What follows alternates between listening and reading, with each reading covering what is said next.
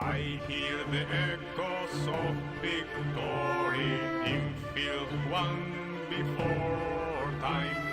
When battle draws so near, you will feel the same in war. Below is the battle, below one before, and the memory stays ever so bitter. Below is the battle, below one before, and the memory stays ever so bitter. Below is the battle, below one before, the memory stays ever so bitter. Below is the battle, below one before, the memory stays ever so bitter. I hear the echoes of victory in field won before time. When battle draws so near, you will feel the same in war. Below is the battle, below one before, the memory stays ever so bitter. Below is the battle, below one before, the memory stays ever so bitter.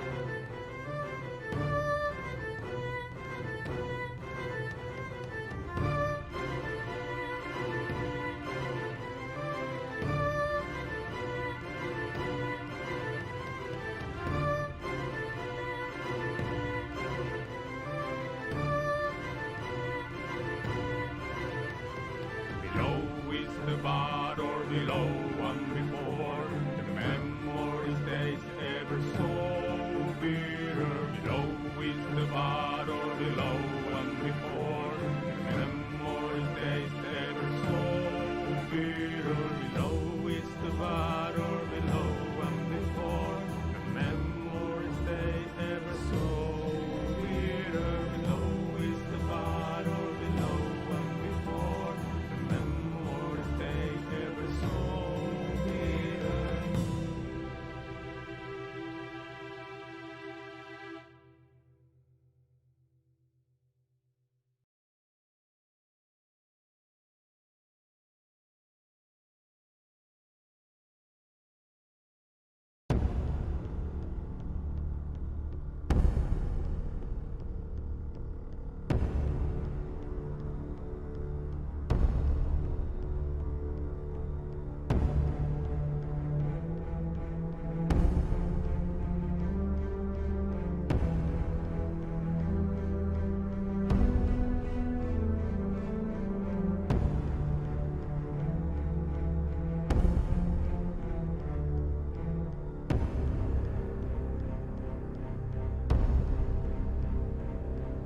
Ship must anchor, the sky is on our foes. Come so close to eternity, our shields are ready, the guns are watching the downfall of humanity. All the species are gone.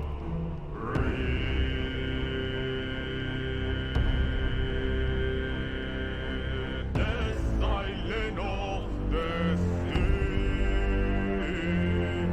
she has her memory.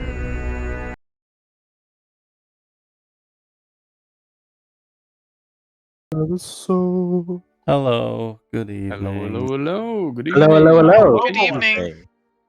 Pow, pow, Um, pow. I Great spoke introduction. Lively as ever. I'm ready. I'm hyped. That's good. I'm glad to hear that. Welcome to TaleChasers on Monday, not Friday. I'm your host of Friday, Amber. Sometimes I'm also here on Thursday. I'm almost here on every day of the week at this point. Hey, yo. But today it's Monday, and we are playing Stargazers. Say Sounds hello. like a full-time job. Hello. Hello, everyone. That would be nice. Full-time Say job. hello. Let's earn money with this channel. Just donate a lot of money, everyone. Thank you. You Thank are you- not thank you, supposed Mark. to ask that. Roughly enough to pay 1,000. What do you mean? I'm a fucking worth of fuel sellout. every month. Yeah, he is a Raid Raid sellout. Shadow Legends, let's go. We sold out, Yeah. alright? Yeah, of course. Mark, I'll tiki you to shut up. You'll take me to shut up. Yeah. I like that one. Yeah. For the observant viewers, there are in fact no people sitting at the table right now because I think there's an issue still ongoing with the thing we use for that. It was working earlier today. Very nice. Well, luckily for you, I'm currently a ghost. We're an empty table, and let's go. Now you see me, now you don't. We're actually playing under the table, but no one wants to go up to get the camera. So just Well, like, I don't- just like that. Oh yeah, that's a good idea. That's a good idea. Like What? a They're just sneaky playing a session, one shot. yeah. Wow. Like a spooky session, so everyone gets under the table and puts like a tablecloth over it, so everything's dark. I wish I was playing a one shot. Please tell me what character we you're already did. playing, Stitch, while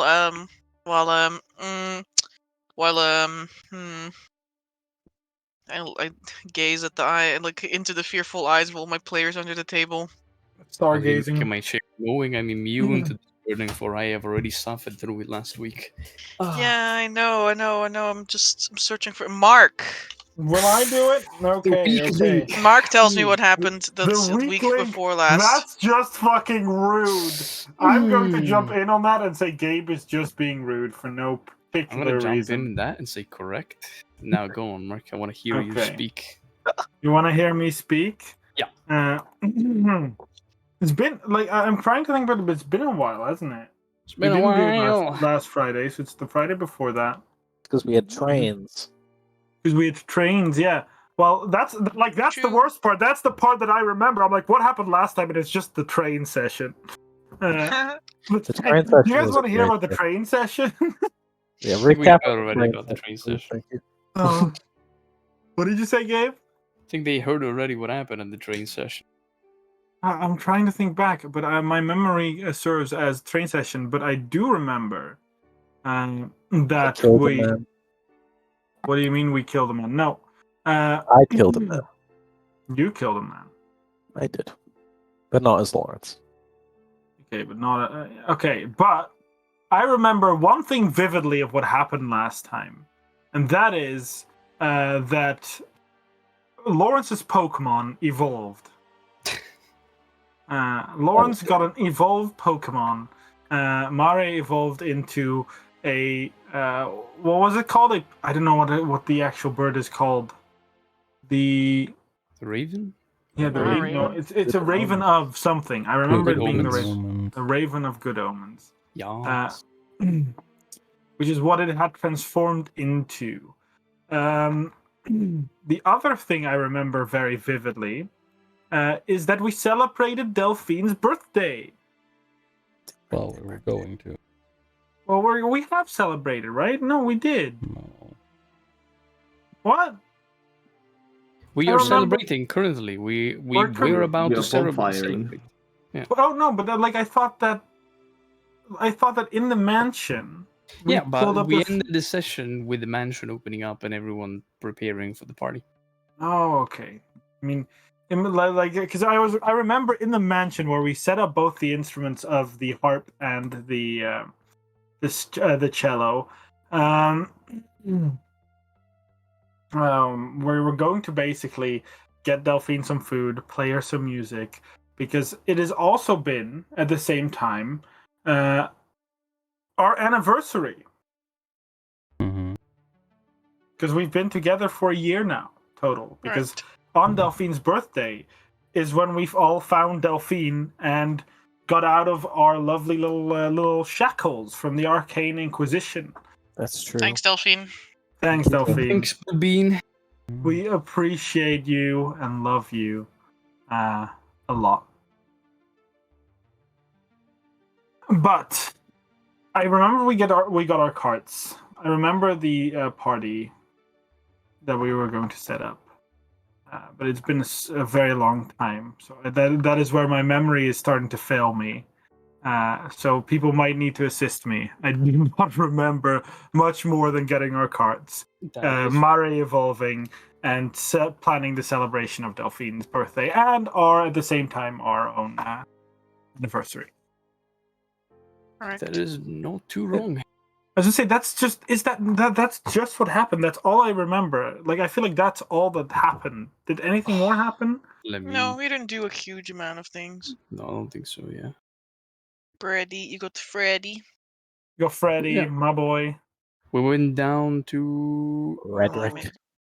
Oh yeah, we did go down. Yeah, we did go down. We almost Yeah. failed miserably. We almost fell miserably. Yeah, there was a skill challenge. I forgot. We almost screwed up immediately, but yeah. We went down into Blacklaw to get Freddy out, and we had the worst luck in the history of the Stargazers, at least for this year, for sure, where we almost fucked up. I saw 3 nat ones, I believe, or like 2 nat ones, and I was like, I had at least 2. I had at least 2 nat ones. I remember this. I had at least 2 nat ones. But we went to get Freddy. We reunited everyone. Freddy with his brother. And then afterwards, we went to get our carts and went to the Lent House. And a possible time heist happened where we sort of traveled possibly in time because we did something that we didn't do in that session. But I don't know if that's going to happen or not. So It There might you have go. happened, but if it did, we know it would happen. But we'll never talk about it this session until it happens. Yeah, so we don't really know if it happened, but we'll only know if it happens when it happens. Yeah. When it happens, we'll know, and otherwise we will not refer to it. But if we do need to Correct. refer to that point, then perhaps we might be able to have some At- accordance that it could have happened. At this point in time, it's not a canon event. There you go. What's our canon event? And that was determined by Miguel. Can't do anything about it. Miguel, I'm sorry, Miguel. Watch Spider-Man. It's a great movie. Bless Watch you, the Gaspar. Spider-Man movie. It is amazing. My Thank you, favorite Siri. moment is when Miguel's all over him. Yes. Oh my god, we're back! Yeah, we are Hey, there. We're no it's longer under the table. us. I We're crawled out back from on under the the host. table. Yeah, I don't know why it does that. If it's like the Yeah. It's me, yeah boy. if it's The Skinwalker's Stream gone, Kit guys. service that is having outages or something. I'll have to look into it before Friday. It's just being Yeah. very, very wiki. Because it's audits happened twice. But yeah, we got Freddy. We went to celebrate birthday. Mari evolved.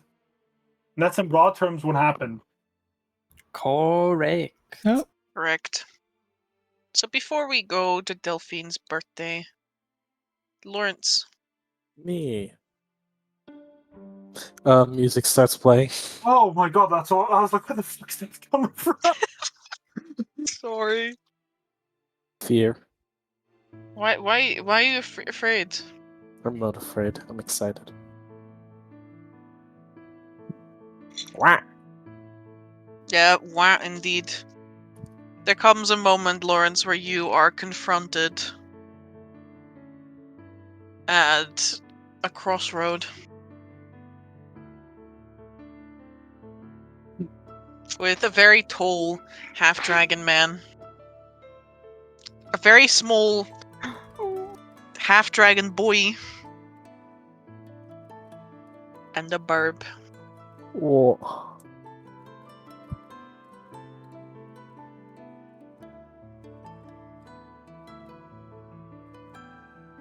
Raxius has a jewelry shop here in Graffendam. Freddy doesn't have any place left to call home. And Mara is currently your familiar. That is true.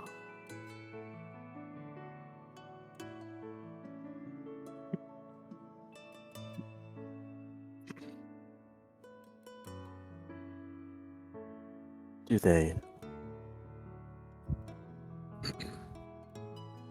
Yes. I will,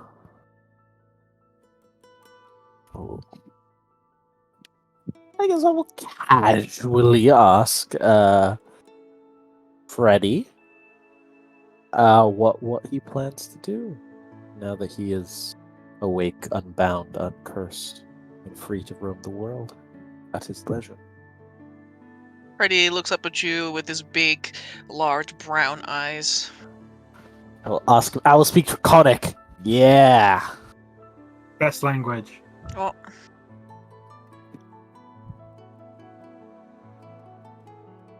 He's still like marveling at like all the things that he sees, birds flying by. A leaf blowing past in the wind.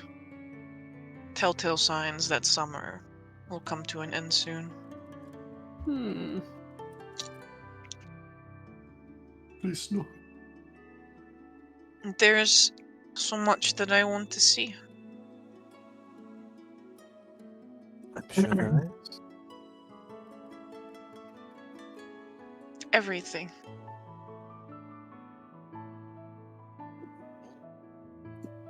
Everything.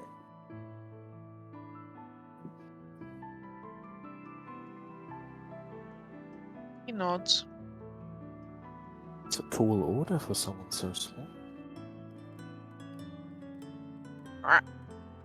Things come when they come, Mara says in Eb's voice. That is true, they do are. Nice. I pat Mara. There's like a stroke of the feathers. Mara like kind of closes their eyes for a moment and then like puffs up. I'm sure you will grow just as large as this great world that you wish to explore.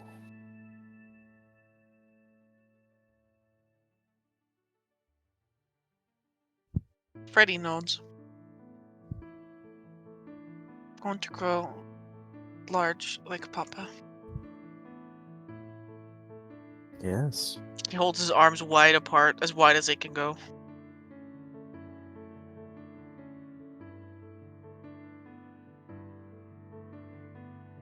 But now I'm tired from walking.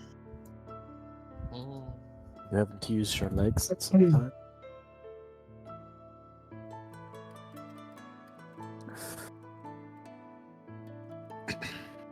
His head bobs up and down as he nods.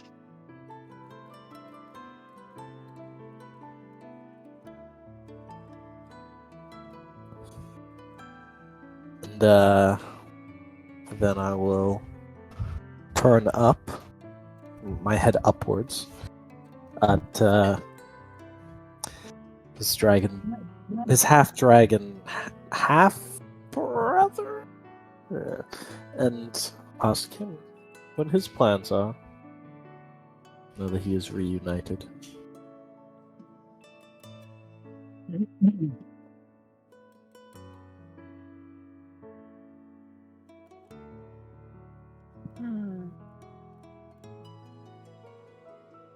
I must admit that when I asked,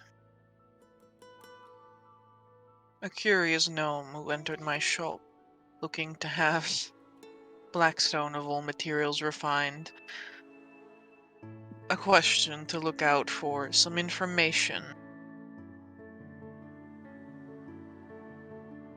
I hadn't quite anticipated this outcome.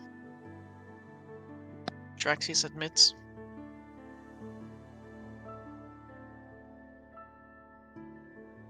There's so much left for me to figure out. Centuries of information that I could catch up on.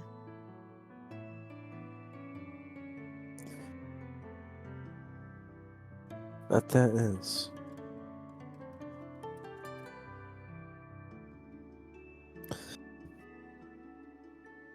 And I would hate to come between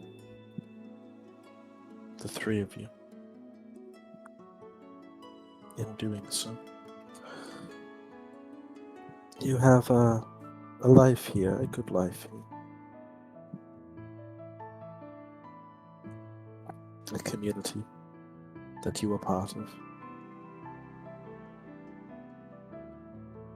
Freddy looks up at the both of you. And Draxis nods. You learn to make family when you've been alone for a long time.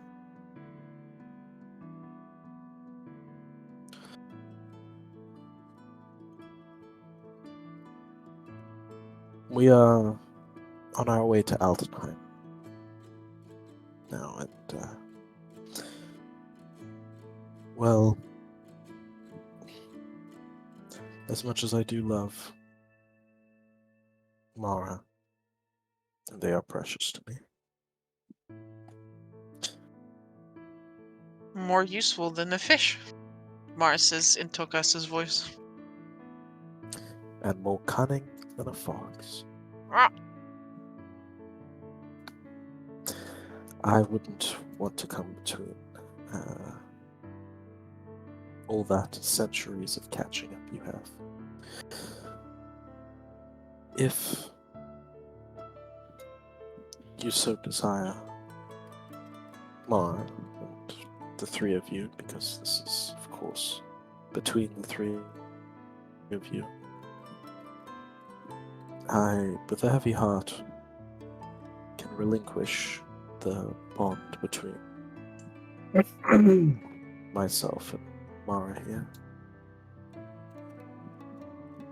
And the three of you can be together, here in Grafendale, or wherever you so desire.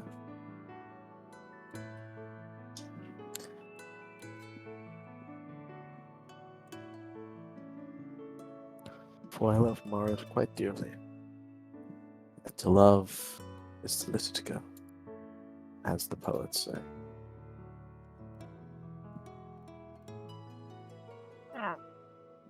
Give Mara the little, like, under the chin rub. Daddy loves you. Daddy loves you too.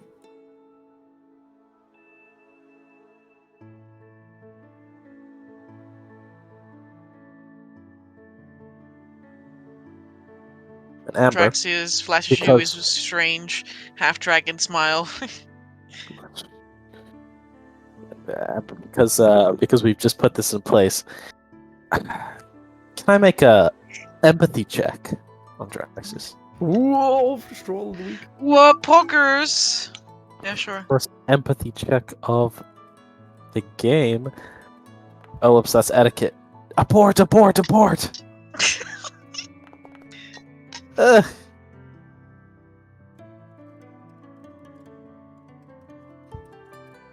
We'll just pretend that you didn't roll there because we don't do rerolls here. Of course. No. You sense still a bit of apprehension within Draxius, and I suppose that is, it is to be expected. His father, who's supposed to be gone for 200 years, is turned up in the shape of a bird, and he also has a brother now. And he's been with you guys for like a 10-day, traveling up and down, but like you spent so little time connecting, I suppose. Like it was just a constant stream of walking, then long resting, putting up camp, finding and finding the road, and then going back again because you guys definitely messed up a couple of times on the way down.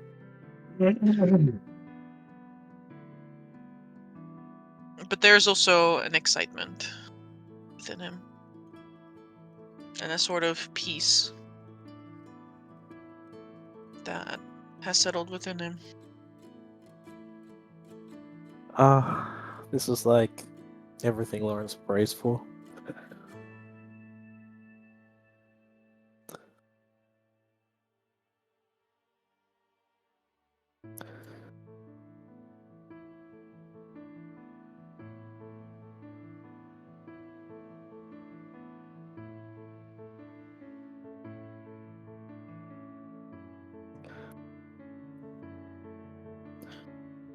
Take some time to think it over.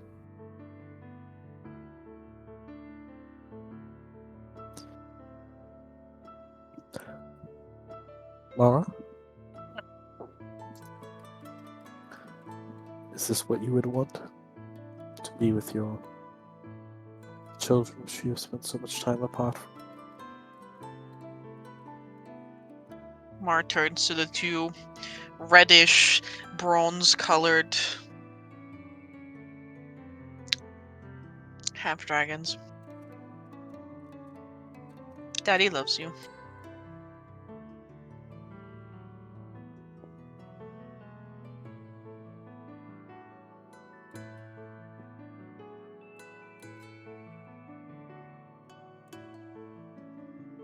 Yes.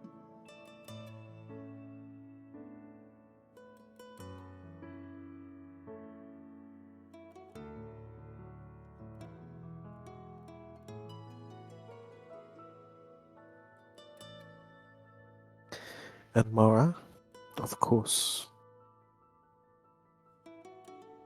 if these two will give you a break or we come back through, or you should find yourself in need of me for one reason or another, my shoulder is always here for you, and my pocket will remain empty and soft.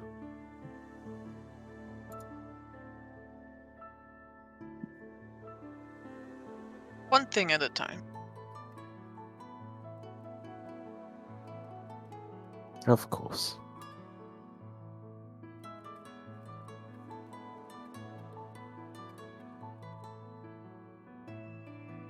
Can I be a stargazer one day? Says Freddy, looking up at you with the sad puppy dog eyes. Freddy, you will. You will be, don't worry. It will be over. They'll die a gruesome death, but that's for later. Lawrence looks at Freddy with a widened. Well, he has the sort of like the passive smile on his face at all times, but it just kind of grows. Not like a super wide grin, but like a. That was a nice thing to hear.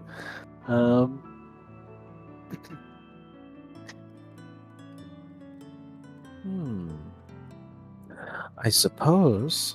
I think you could. That is, if your father will let you.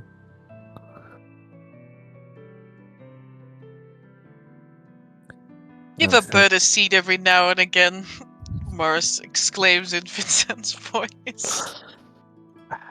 Yes, Freddy, you can certainly be a stargazer one day. As long as you keep on gazing up at the midnight sky. And keep on growing, of course.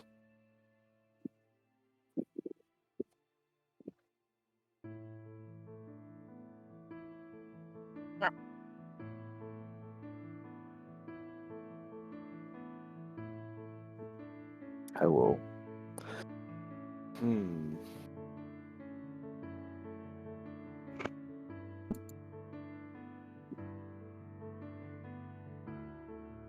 No, I will not pat Freddy on the head. I don't wanna slap his third dragon eye. What the fuck? We're like bearded dragons and stuff. They have like a third eye, like on top of their head. Oh, yeah, I forgot. Kobolds or Dragonborn have one.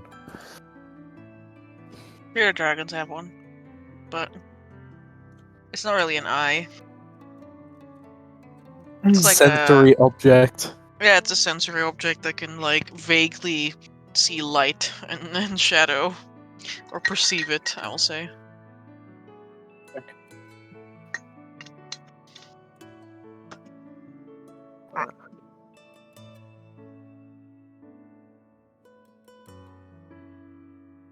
Mar turns to you. She Their does. big yellow eyes. Whoa.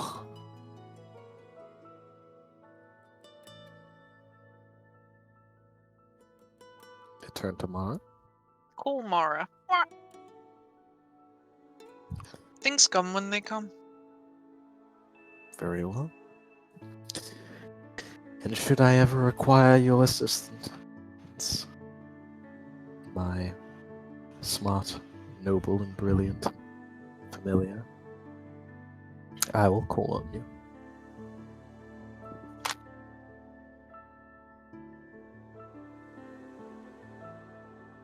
Once you become innately aware of the fact that if you want to summon a familiar on top of the regular ingredients that you need to summon a familiar, you need hearty Estoyan treats, a shiny gem, and one of Mara's feathers to be able to summon Mara and Mara alone.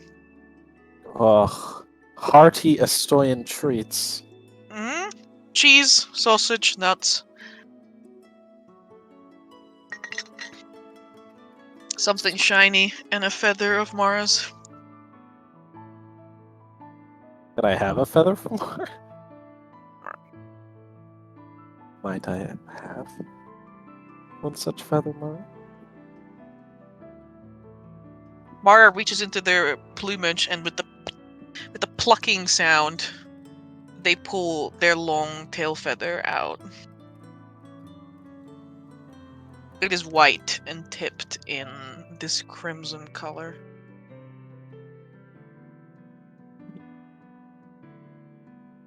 Barnes will take it. Put it in like a little sack. He'll like think to himself if he has anything. And then we'll ask Mara, would you like this back? We'll show a little brass door key that was found in the mountain. I think I know which door now. Damn it. Which door? The only brass door we ever stumbled upon. That's my assumption, but you know, it just makes sense. It's You. true. Very well. Put it back in my pocket. We'll keep this feather safe. And call on you next time.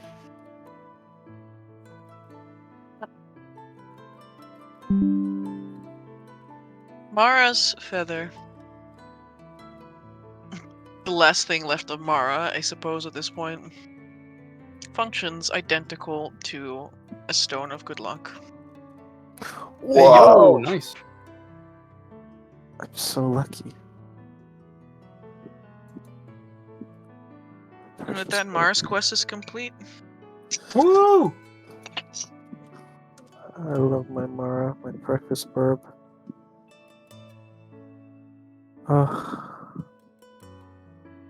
That is very blessed. Alright, session over. I'll go to bed now. I feel happy. What do you mean by that? Hold up. Mm. Is it a like a proper magic item with attunement requirements, or does it have the same effect? Mm-hmm. Yeah, start of good luck. It's a real item. Oh, Gives you +1 to all ability checks and saving throws, if I recall. Yeah, it's really good, yeah. Yeah. Ironically, if you steal one of Mara's feathers, it becomes There's a a cursed feather Oh, of... fortune. Yeah, it Luck, becomes a cursed feather. Bit Yeah. fucked. If you cross Mara, it becomes a stone of ill luck, but you don't know that. Damn, look at Don't. Vincent. And before, it's still a stone of ill omen, you just don't know it. Yeah, well, You're right, I it'll Get be, don't. pranked. Are they it'll be a, both attunement a- items? it'll be a It boom is of an delicious attunement taste item, once I'm and done I'm with it. at capacity, and my tidy sheet is screaming at me that I have max attunement slots. White sheet with 5 attunement items on it. Help me! I laugh, but I am the same, so I cannot say anything. I will have to I will de-attune to the weirwood one, sadly.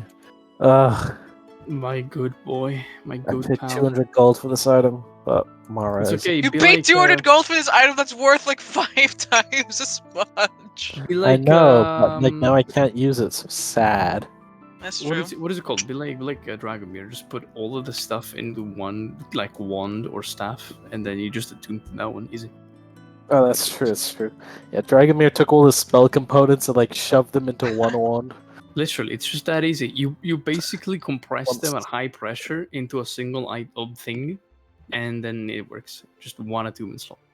Pretty much. Like all the material components for my items. Just in Easy, there. guys. It's become level 9. When you have proficiency bonus 4, you can have 4 items attuned, right? Hey yo, for real? All right, Okay. no cap. This is why the Laxel can attune to like 17 items. Damn, Yeah, Amber, why didn't you make like a skill that was called magical attunement? Yeah, literally. Like, Yeah, you have to roll a 30 on the check to be able to attune to a magic item. easy. I Sorry. decide to roll a 54. I can now attune to all magic items in the universe. Thank you. Okay. I now have 2 items that are that 2 items which I cannot attune to that required. What is that? The Weirwood Wand and Zeom's Van Bracers. Okay.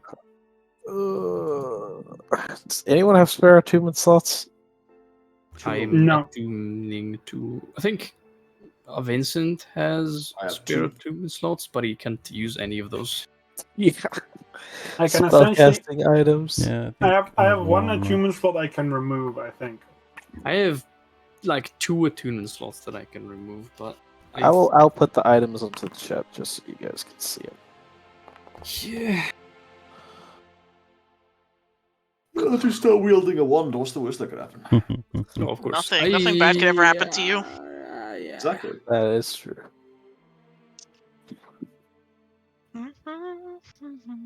Wait, What about the hotel? Zonan's Van It's fine. I'll just use Zonan's Van Braces. I cast a spell technically when I use my Misty Step ability. That is It's not true. Wait, the That Horror is Stone doesn't require true. attunement. the what? I always thought the Heart of Stone required attunement. The Horror Yeah, Stone but- requires Sure it attunement, does. yeah. They don't see it. It doesn't say it anywhere. Well, it's supposed to. There you go. Yeah, okay, no, then I cannot This- attune to anything. But it's why I could in principle unattune to the cultural appropriation. I can attune to the Vine Braces. I don't want to take another spellcasting focus, as I finally got one that's I don't know, man. Dual wield them all. I You like can't vinegar, get rid right? of this book. I can willingly not get rid of it. Help me. What do you mean? You could just throw it out, right? Yeah, of course. See, listen. Right? What Winnegar does is he has all his wands and he tapes them all together. So when he pulls like his wand out, it's just like 5 wands melded into one. Not melded into one, but just like taped around. And then he casts, and like whichever one gets cast, whether it's a lightning bolt, a charm spell, or like a teleportation, like he doesn't know. It just happens. I am screaming my lungs out right now. Also, Gabe, you can Don't worry. easily get rid of it. Just leave the book inside of the library when the library of course. is And supposed it won't to like close. pop out of the library like we all do when the library closes, of course. Oh, Nah. Uh-huh. The Yeah, only but he just confetti comes honk. out. What? You just honk. No. Wow, Fuck. You did honk. Alright. rude. Thank you for calling me out. What the fuck? Listen, you spent too much time with the Clownlanders. Hector is over. He cannot hurt you. They're infecting you. I'm gonna give you expertise in comedy for free, clown. Thank Did you, you. did you also remove the Johns or only the Van Braces? Oh no, I've still got the Johnson because, well, when Right. I'm within 5 feet, I have no way of effectively getting out without disengaging.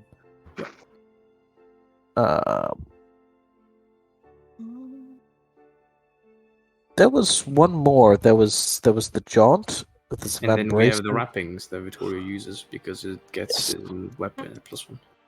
and Yep. turns it magical because otherwise yeah. Don't worry, don't worry. What's gonna happen is we're gonna talk to Jenny. I'll get my rune carving proficiency sorted out, and then I'll just start like carving runes into people's shit. Makes sense. Checks out. Only Makes spent sense to like a me. million gold, but we're rich, so it's okay. It's true. I mean, would you rather? But think about it, right? It's 1/4 the cost of 1,000,000 gold, so Literally. These are almost the same. it's worth. It's only 2,500 platinum. We can do it.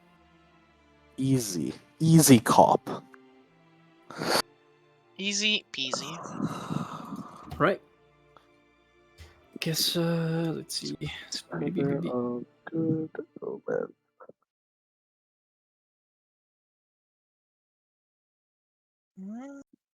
Mm, Squat. I do not see the background. That's rough.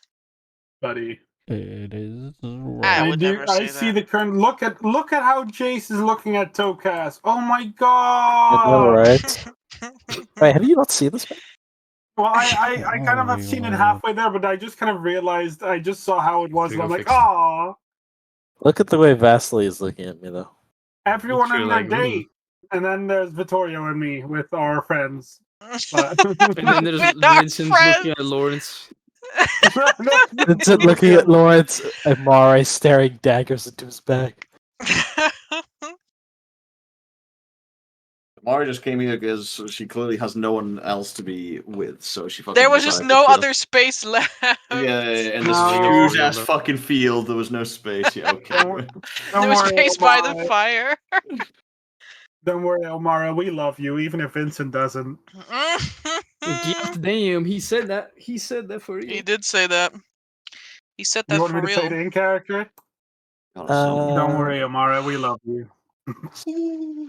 Amber, do you have a an image link for Mara on your?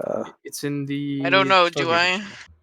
Yeah, I'm just asking if you do because I want to just make that the image for my feather. Yeah, it's in the Stargazers chat. That's the Mara image. Oh yeah, I mean like one inside the files on Foundry. Oh, There's okay. not one in the files, no. Okay.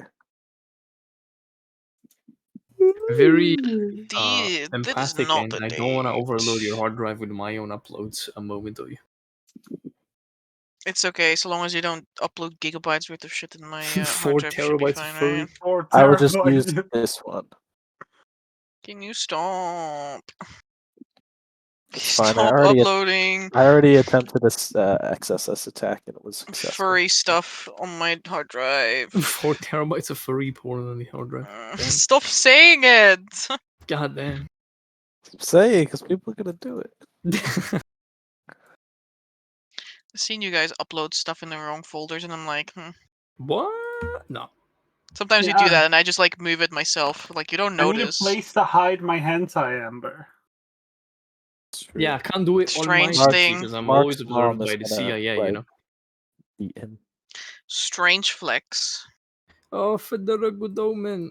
Let me just update the date again because this is not the actual date. You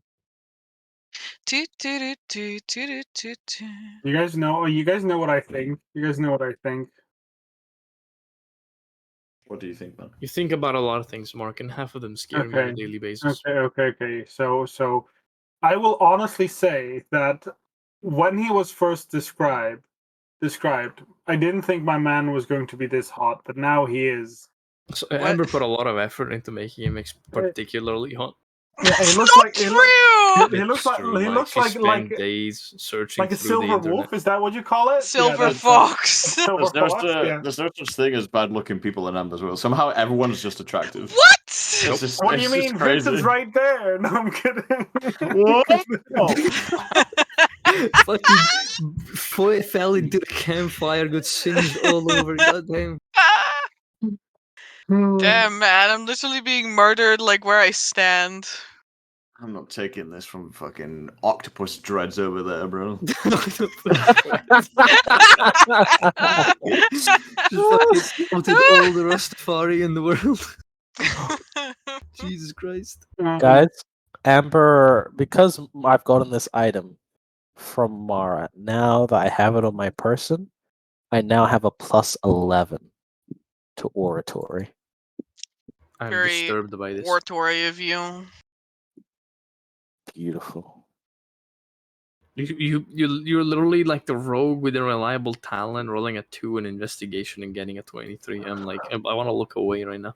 Yeah, That's that like was when, Scared to see it away anyway. that anymore. was really gross to see.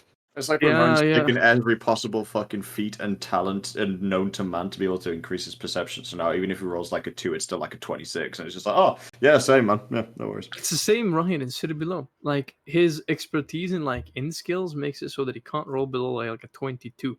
And that one is a 22. He What loves am I his looking at? perception. He But a loves his plus perception. 21. I My mean, no, skills- but that's just like if you have the reliable talent, it's just so annoying. It's the same way no one allows what's the stupid bard subclass. Eloquence Bard, which lets you Eloquence roll Bard. always like a 10 on persuasion checks. Yeah, it's like, okay, cool, you have expertise in those 2 skills. I am never making anyone roll a skill check in charisma ever again. Leave. Literally. And I don't mean that like, oh, that's so mean to the player. It's just if you can beat any skill check, what's the point?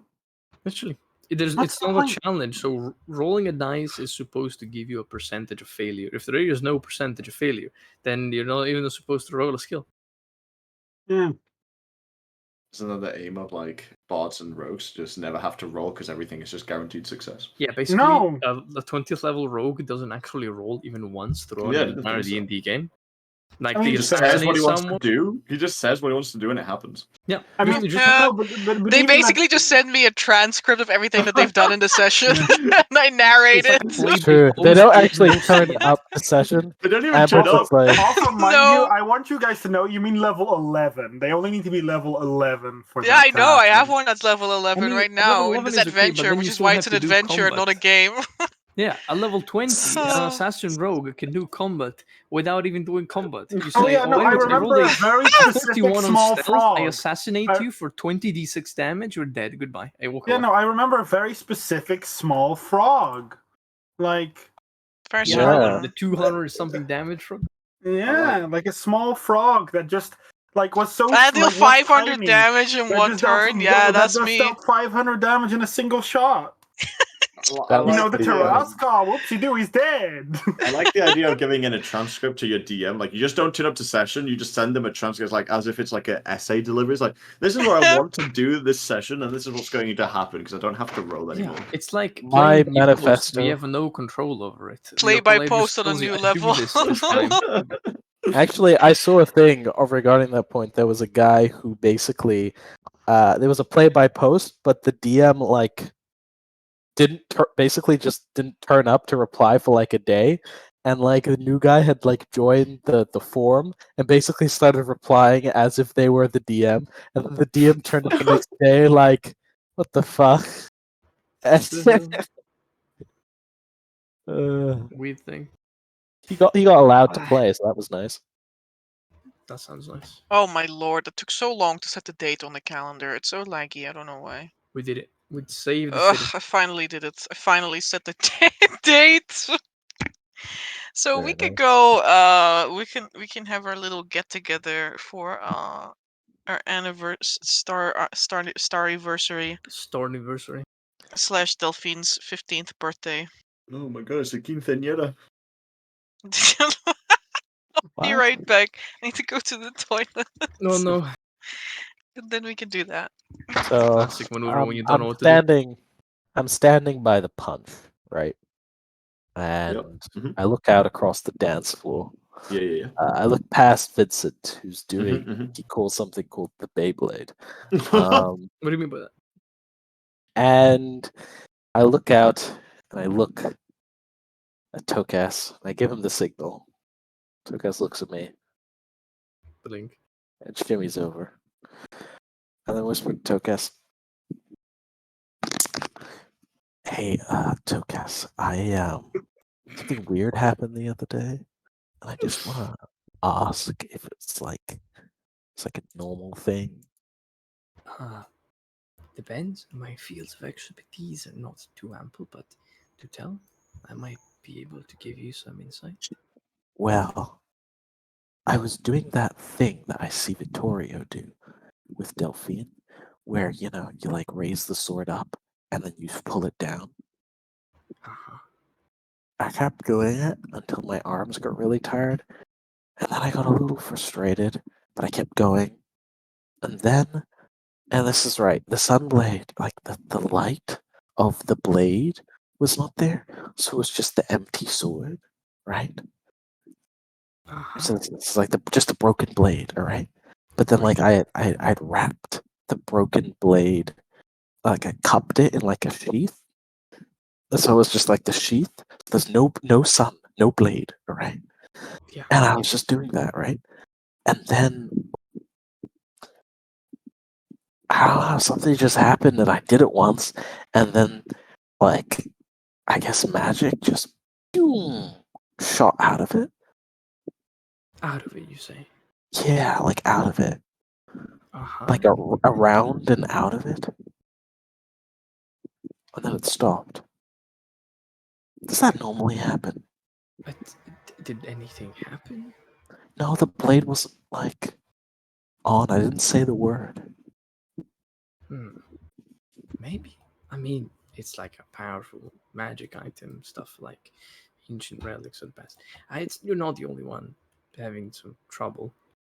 My own book has been, well, a lot more talkative than when we're in the mountain. I feel my magic power growing by the day. But like not as much as it did before. We trained with Castor and like we got to new heights I never thought I would reach before, but every time I go to bed and I wake up the day after, I just feel a surge that I never felt before. Oh, yeah. I get that all the time. Yeah, what you need to do is before you go to bed, you need to get rid of the magic. Oh, why is that? Well, I used to bleed a lot. From like all over. If I didn't do it. Oh, I see.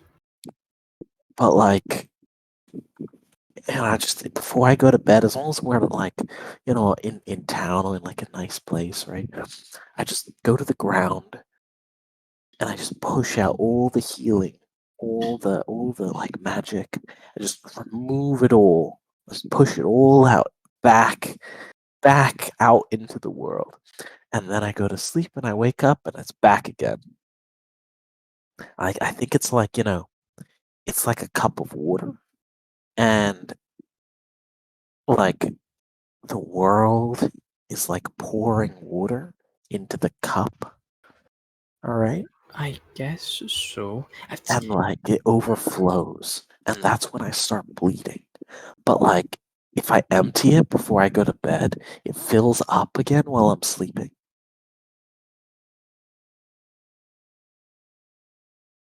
He thinks for a moment, scratches his temple. Thing is, I'm not bleeding. I don't feel like overflowing. I feel like, I don't know.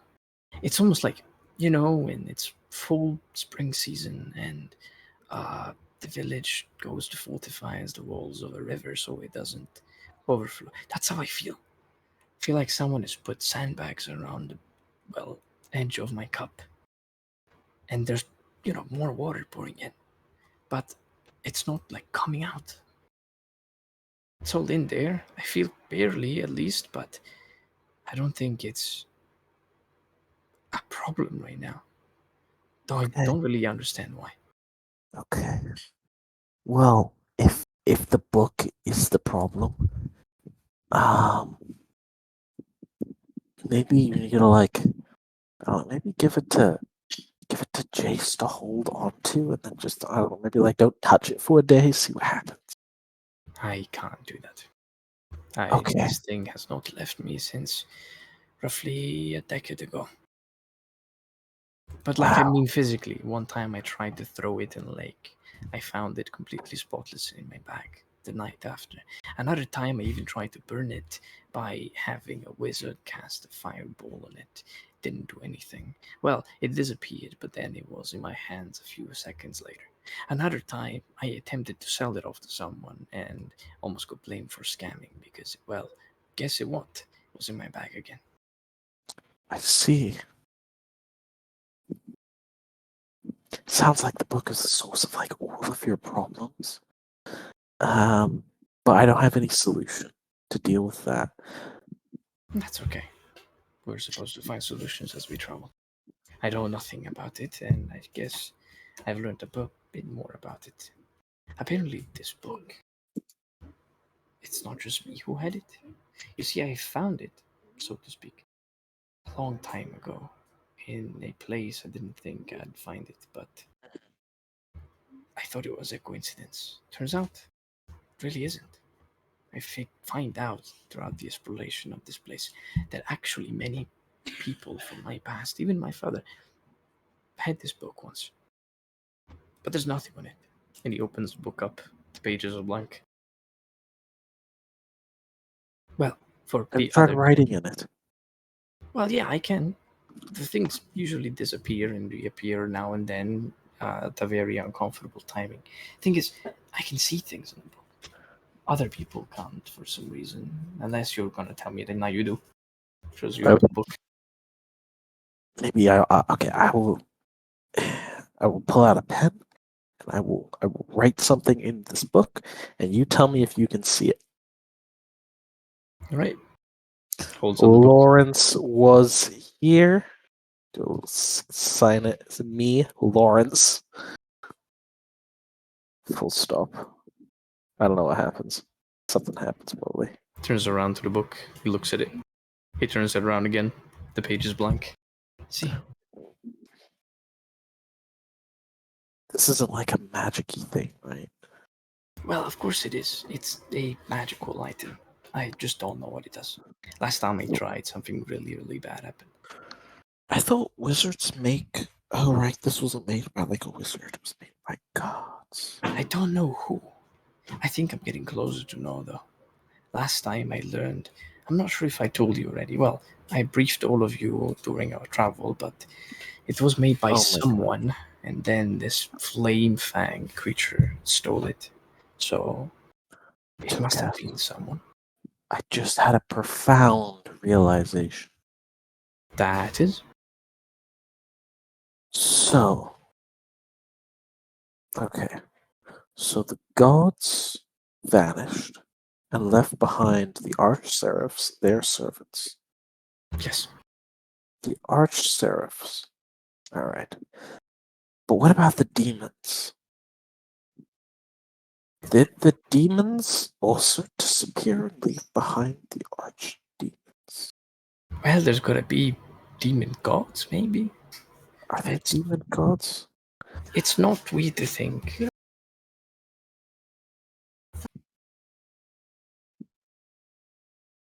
It's not weird to think that if there's good gods, there could be evil gods. Well, harmonic deities aren't necessarily all good and evil. Some of them are perceived as good, some are perceived as evil. But perhaps if there were 4 good deities in the Burek Empire, there might have been 4 evil deities somewhere else.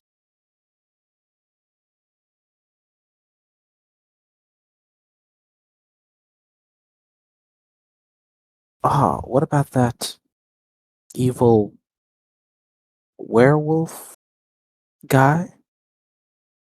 That's just one of the other prophecies that we've gathered up. I know nothing about werewolves, sadly I'm not very well studied in those plagues. But I'm sure that will, I guess, clear itself further once we dwell more in werewolfish topics, I guess. I haven't really dealt with any werewolves besides the guy we met, Black in Blackclaw. Hey, Wait, Okay. my apologies. I was making coffee. Vincent has Fam. fled.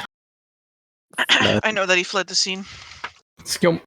I was like, damn, I'll go sit somewhere else then.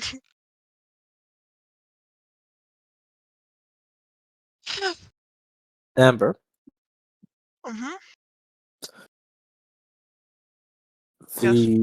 if the gods went away, alright, and they left behind the arch-seraphs. Yep. Did the demons also go away and leave behind the archdemons? Yeah. I mean, here's the thing, right?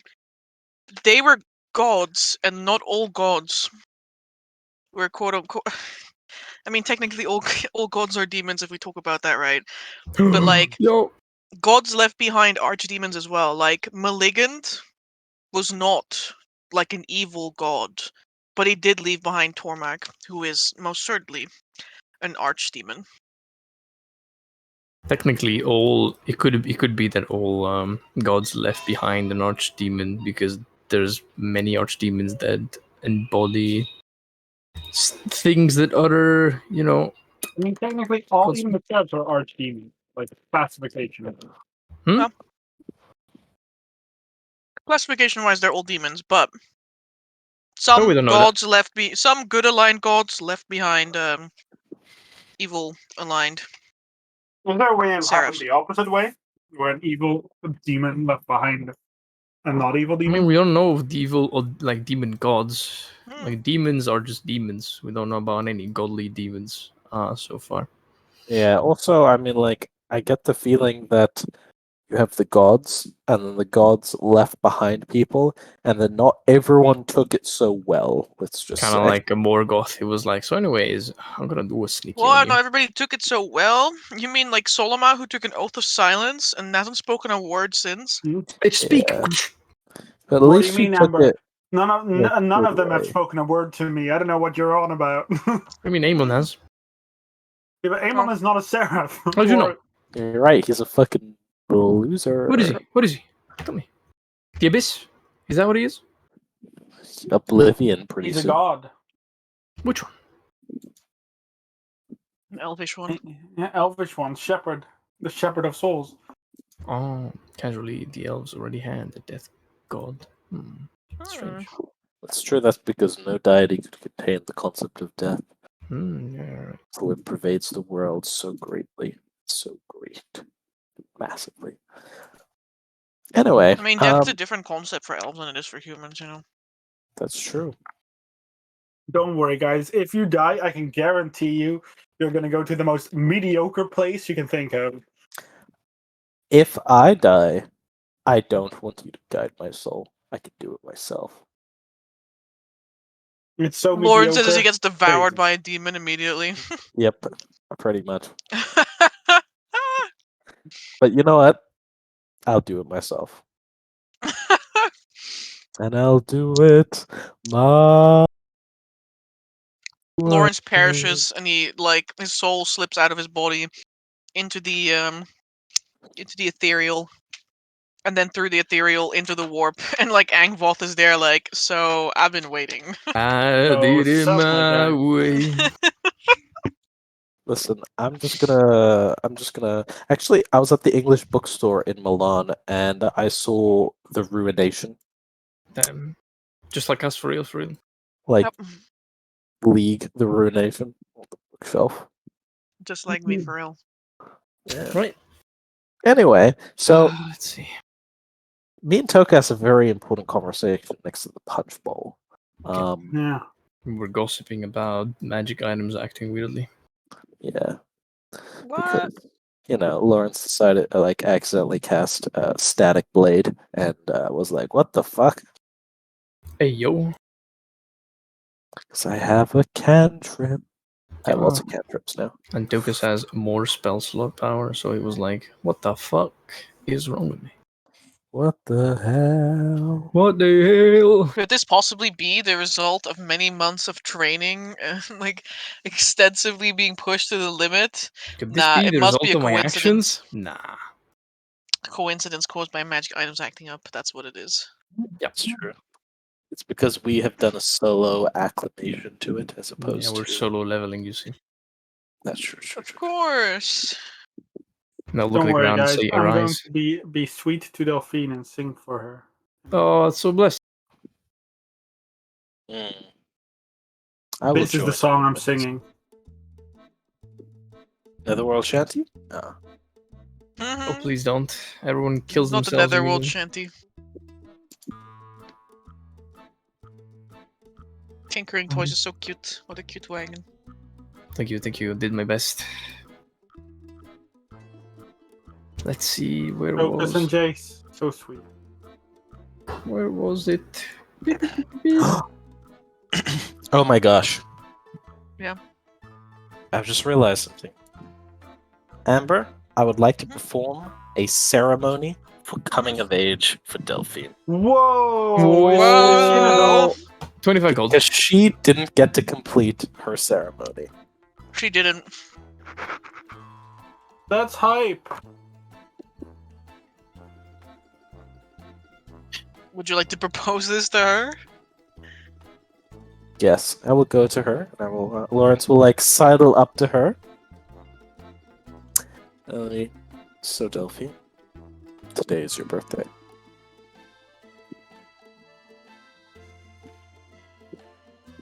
Yeah. And you know what this means, right? Death. You'll fucking die. Ba-da-ba-ba-da-ba. Delphine, Cries immediately. just looks at you Want to leave? We're I gonna hunt you. I'm not sure if I do. Well, let's open his mouth, close his mouth. How old are you again? 15. You're 15. Mhm. And you have told us several occasions that you are an adult. Yes? For 1 year now. For 1 year now. And when you become an adult, there is a ceremony involved.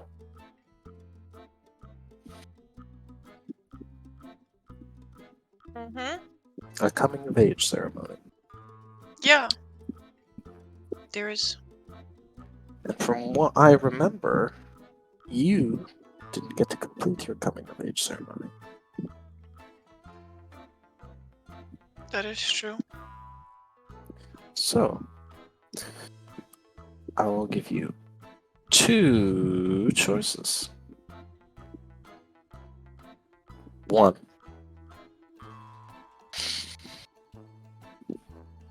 We can perform coming of age ceremony.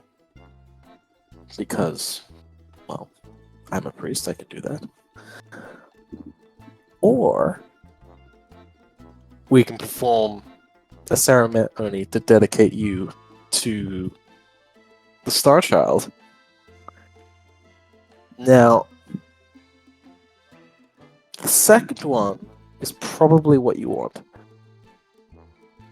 But also consider the first one, which is probably the one that is better in this case. But you have a choice, nonetheless. Mhm.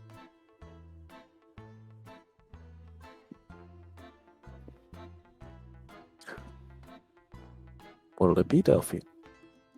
Coming of age or dedication? I will give her the 2 palms. One palm has my hand in it. The other palm has my glowy tattoo.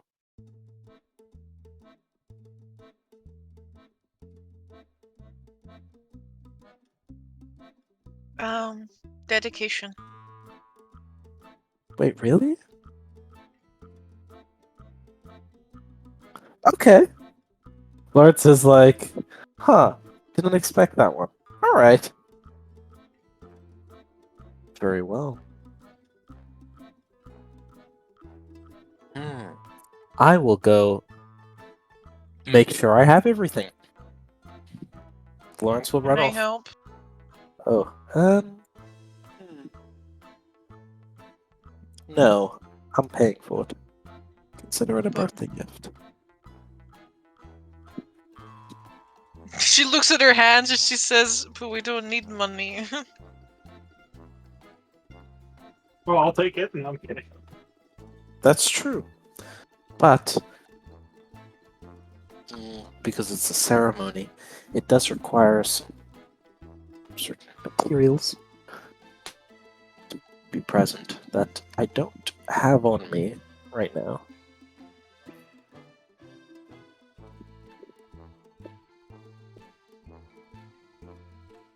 Just sit back and enjoy Zarius. I'll be right back.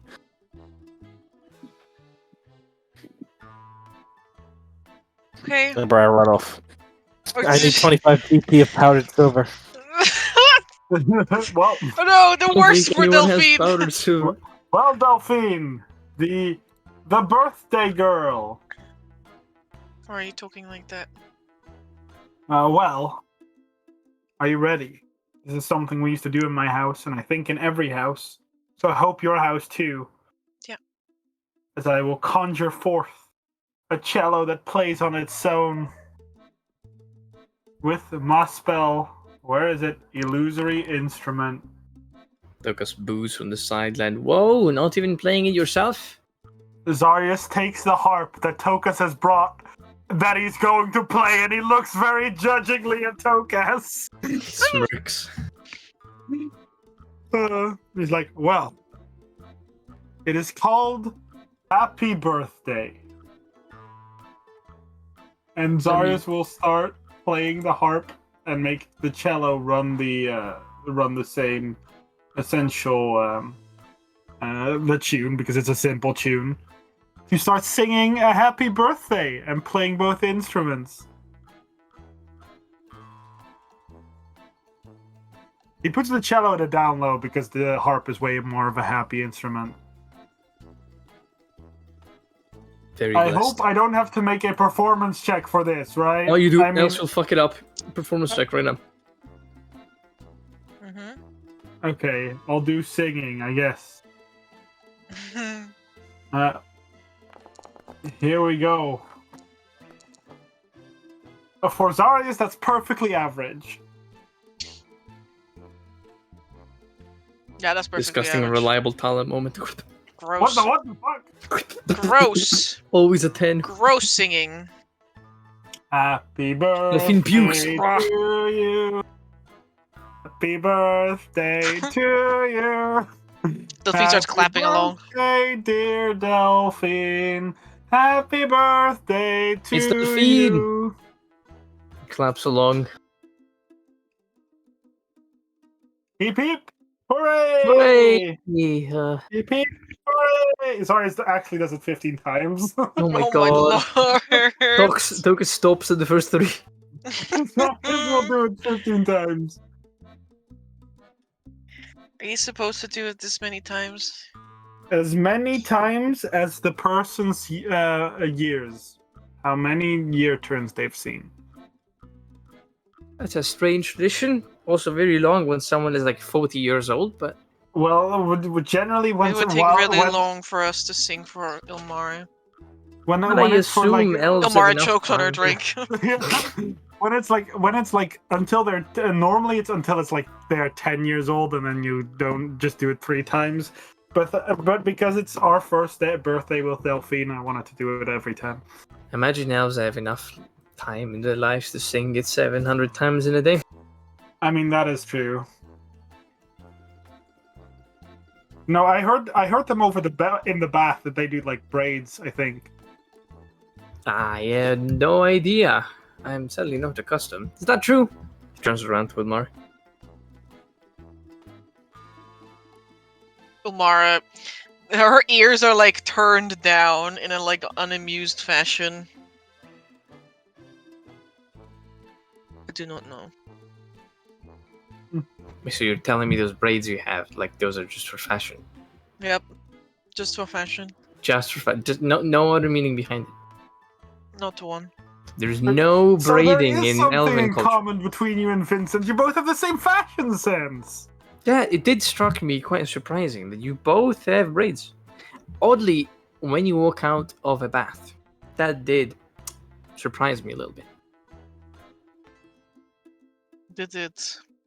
Yeah, he somehow picked up on a fashion sense that he did not have before taking a bath. Coincidentally, with you in the same location. Perhaps he learned a thing or two from the dreadful way he dresses. True. Like from a beautiful woman, I'm sure. Have you been drinking? What? No, what? He's like this all the time. Don't I'm worry not about it. allowed to call you a beautiful woman. No, I think you should let Vincent do that. Well, Vincent never does it, so here I am. Well, he's just a shy guy, you know? Talks Also, a lot I about... don't mean anything from it. You can compliment someone's appearance just fine. Yeah, some people find it hard. Like Vasily's a handsome man. I know I am! Thank you! No problem, Vasily. suppose that is true. So, is there any other form of celebration that you guys do in Castanella for birthdays?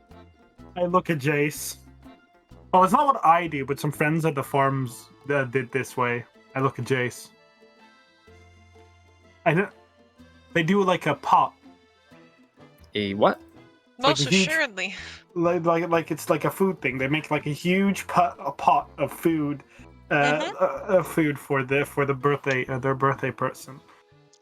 Birthdays, weddings, anniversaries, any real, like, an occasion to celebrate, Lucas And rubs his chin. if you visit, like at least they told me it's a custom that I, as a visitor, bring like a snack or like something food, and they always tell me it's not enough. I bring like a snack for 5 people, maybe 10, like 10 people worth of snacks, and they're telling me it's not enough. There were only 6 people at the party. I'm sorry, but if there's halflings present, then you brought only 5 people worth of snacks. At the most. Yeah. Toka's, like, in the back of your mind, I know we haven't implemented trading yet, but, like, Jay's definitely brought some trading stuff on board and also an obscene amount of food, and you're starting to wonder now if the food is, like... expensive treats. I was like, oh, I can spend like a few gold coins to buy pastries. Like, it's gotta be some deluxe stuff. Ends up buying an entire fucking 50 pastries. Yeah, 50 pastries, but also she brought an obscene amount of food on board as well, and you're not really sure if this is meant to be, like, your To food sell or to eat. or to sell. You know what I need? I'm gonna need that upgrade for the wagon that gives you like a chest that creates food or water once per day. It's supposed to feed an entire family, but it's just gonna be for her. I was planning to put a garden on my roof. Well, that wouldn't be a bad idea. Does that mean we need 2 pots since it's 2 celebrations? Well, no, you do like you combine the events. It's like a big family event. So it's a bigger pot. It's a big pot, yeah. Hmm. Like a person-sized pot. I'm not sure if they have a person-sized pot around here, but I guess I can try and ask. I know. What do you guys do for birthdays? Who? Everyone. Like, I mean, I'm sure Lawrence and I must have some similar traditions, but I am allowed to pick a book from a place where I shouldn't go picking books. Oftentimes, that's what my birthday was. And then occasionally someone says happy birthday if you meet someone at all. Sometimes I don't even meet a single person for an entire day, maybe multiple days. You know, people are very busy. I mean, this is where I was from, of course. That's not on a daily occasion. This sounds sad. Well, you tend to appreciate the peace and quiet when you live in a peace and quiet place for 24 years. Is there like a Witcher way of celebrating your birthday? Considering that most of us don't even know when it is. That's not really. Honestly, yeah, didn't really do that much. Our birthdays were intricate. Like, we had food, not like halfling birthdays, but we went out to pray. We did like sword fighting. You know, my uncle at one point made me a what is the thing called that Lawrence that Siren made finally? I forgot the name of it. I want to say flechette, but that's not what it is. Folcata. Yeah, my uncle made a folcata for me once. Well, technically it was my niece, but my uncle helped. Where did you leave that one? At home, I had to run away. It's not a true Casadella wedding without someone getting injured.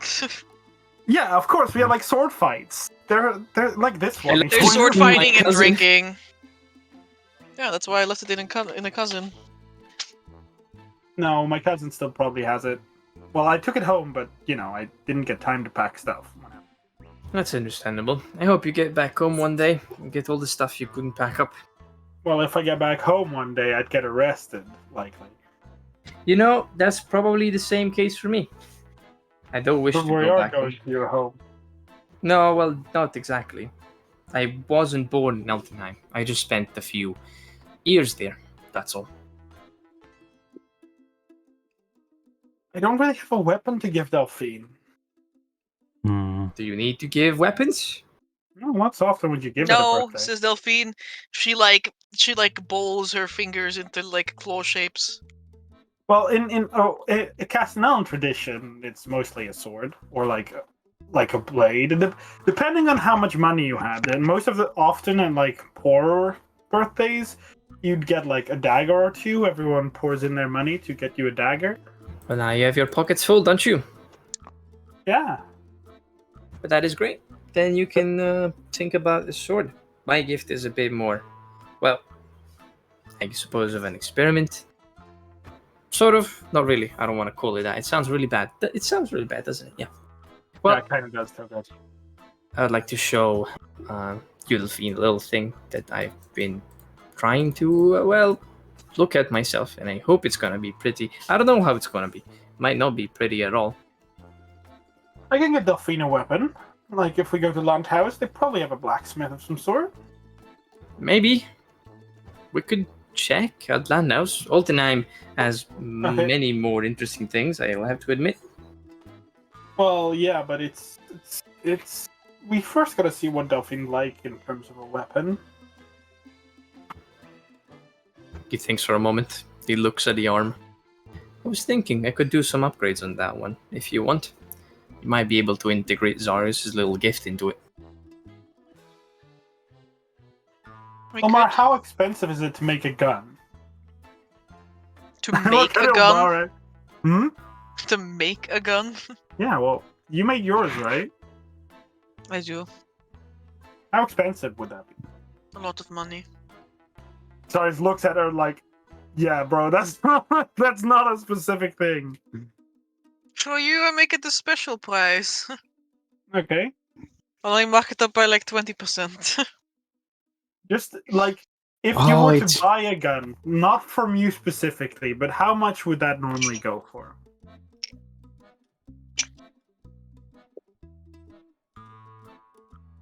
If you want a good gun, 500. 500? Decent. Why are you thinking of buying a gun now? Zara's like, I'm gonna buy Delphine a gun! I don't know if that's a good idea. Oh, yes, that sounds like a great idea. Guys in the backline. I don't know. We'll reconsider that line of thought perhaps later down the timeline, maybe. Yes, that sounds good. Great. I'm glad everyone agrees.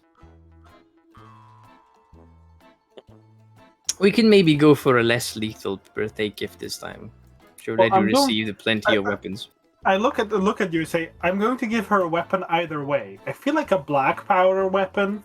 You're just gonna give her a weapon every time she has a birthday? Exactly, like what? She's sometimes. gonna have like 15 knives then. She's gonna be like Vittorio at one point. She's gonna have more swords than she can carry. Can I be like Vittorio? Delphine, sure you could be. in some ways you can be like Vittorio. In some others, I don't suggest it. I mean, you say it like it's a bad thing, but you know how quickly a weapon gets damaged? Yes, like, sure, and it's important for a weapon with a little treasure. That weapon. I mean, like you don't understand. We're swinging around magic weapons now, but where I'm from, we use those weapons so often that by the time your next birthday comes around, you need a new weapon. That is not how it works, Zarius. A person that treats their weapon right doesn't change them every year, especially if they're made by a proper blacksmith. If you have to change your weapon every year, that means someone is making those weapons out of cheap dirt. I feel like this speaks for the poor quality of Castanelan weapons. Why don't you from Castanella? I know, but you don't see me walking around with a workable sword. Actually, wait, my sword is broken. Oh my! That is true. I guess that speaks a lot about Burakian weaponsmithing as well. I mean, often, if someone dies, you often give them a weapon too. You really should stop giving weapons to every occasion. It's if you die, right? If you die, you're granted a weapon, like a weapon. Someone puts a weapon next to you so you can protect yourself in the afterlife. Sorry, but how many weapons exactly do you have at home? You give a weapon when they have a birthday. You give a weapon when they die. Do you give a weapon every Sunday morning as well? What about at a wedding? At a wedding, you don't give each other weapons at a wedding. And at a wedding is I think it's so romantic. It's a little engagement sword. And then you stab each other with it. It's a common place where I am from. If you engage, it's one of the few engagements that, unless they're noble families, but one of the few things in Castanella that doesn't inflict someone getting hurt. We really should drop this whole sword thing. I understand the fascination for weapons, but I feel it's kind of pointless to have too many. I mean, for as a child, you're basically expected to learn how to handle almost every weapon you have: clubs, swords. Can't be surprised. Swords, every Castanellan must be a weapon master then. I'm not, but my father taught me is teaching me how to use this. Well, I suppose your father knows how to wield swords. I mean, we're not all Everyone in my soldiers, family but does. it's like if you're educated, like Togus, if you're educated, you're also learned how to use a weapon. It's like your physical activity. Everyone in Castanella goes into mandatory military service for 2 years. Yeah, it's like it's not. But children bullshit, don't know how guys. to use a You have sword. to learn how to use your sword. At what age do they do this ever? Like, this is like what, like a 14-year-old going to 2 years of mandatory military service? No, I think you're probably like 17 or 18. Yeah, you gotta be older. Like right around the time Zari's left. Then those are people that it's not like people don't already train their children, or it isn't like people don't Yeah. sign up younger. But at that point, it's mandatory. Like, it's not that weird for it. Like, if you're going to Castanella, or like, I've once heard stories about random outside tribes, like people like bandits trying to rob or like raise a village in Castanella, and they just got absolutely destroyed because everyone knew how to handle their sword. That I feel like sounds that's- interesting. Must be propaganda. Surely not. No, it's what my mom told me. Yes, Wonderful soldier. tales. But I'll Well- give you a good weapon once we get to Landhouse. Maybe a gun. Okay. Who I knows? Is suppose it time? for what? I think Delphine it looks is. up at Lawrence. Are you ready, Delphine? Delphine takes out a knife. Yes. Excellent. I take out a What? bag. You take out Delphine. Stop her in the Bag?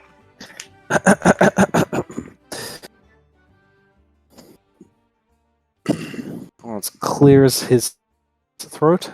Delphine Oris, present yourself. She steps up.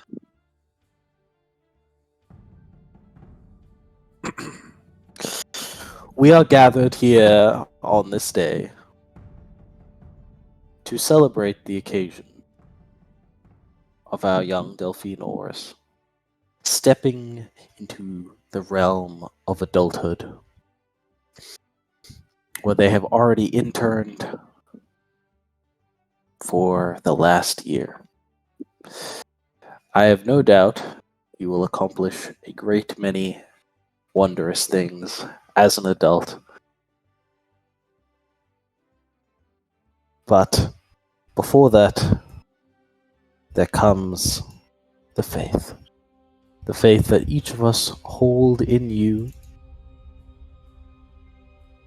The faith that each of us place in you.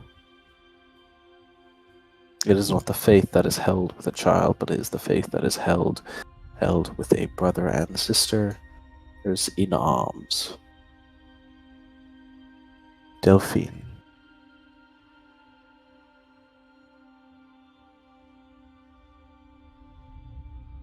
Yeah.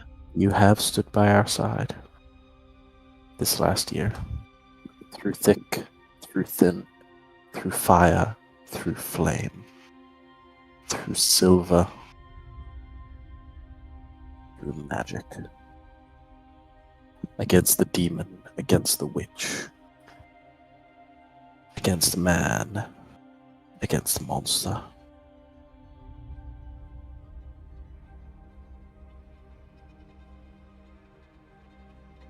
And for that, I anoint you. For that,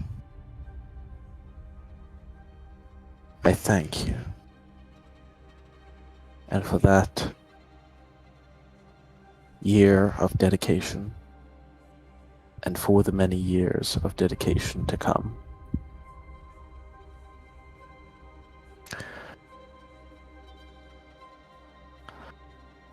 I call on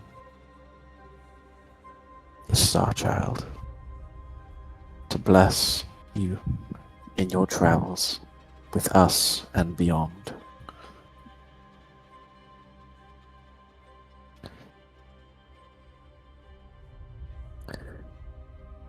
And Lawrence is very careful about this next bit. he is aware of the effect of silver on Delphine. But he knows that the spell will consume the silver, rendering it harmless.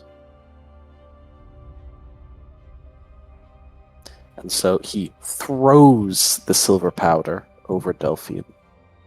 And before he has a chance to kind of touch her, it envelops her. The sorcerer is out of control. He completes the casting of the ceremony spell. Nice. And now for the next 24 hours, Delphine adds D4 to all her saving throws. Let's go! Woo! Now I can safely show her the warp. Nice. Arise, Delphine, Delphi looks up at you a child of with the stars. within her pitch black eyes. 1,000 stars reflect. She rises. Let's go! I'll use my leveled up prestidigitation and summon a little motes of stars all across the room. As I can cause 5 different effects at once. Make little constellations like fireworks pop up around the sky. Oh man. Darius will use like a multitude of illusory instruments to make this holy ambience. like this. The Halo theme playing in the background. Yeah.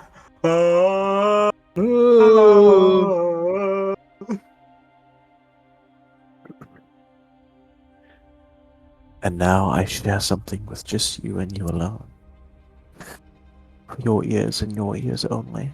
Something that was told to me and now I tell to you as a child of the stars. And I will whisper to Delphine.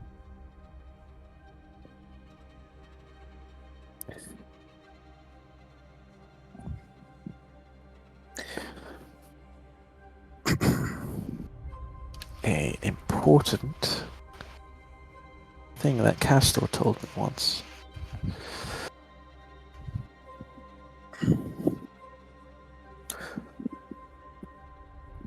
Through thick and through thin, Delphine, remember this and remember it always, that compassion is the key.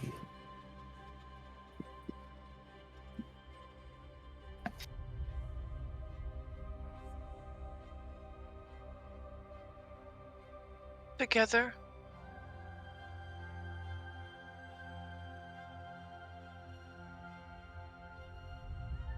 She questions, looking up at you.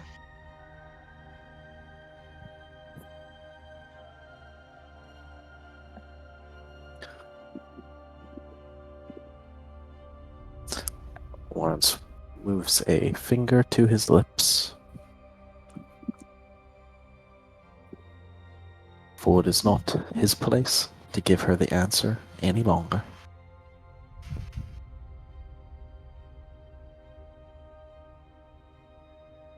It is for her to reflect and ponder and come to her own conclusion.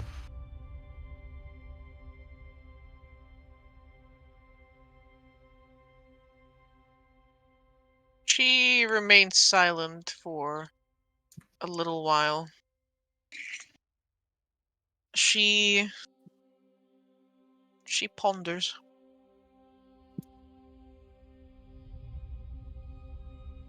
And then she holds up her, like, she holds the knife that she held in her hand, and she holds it out to you. Stab me.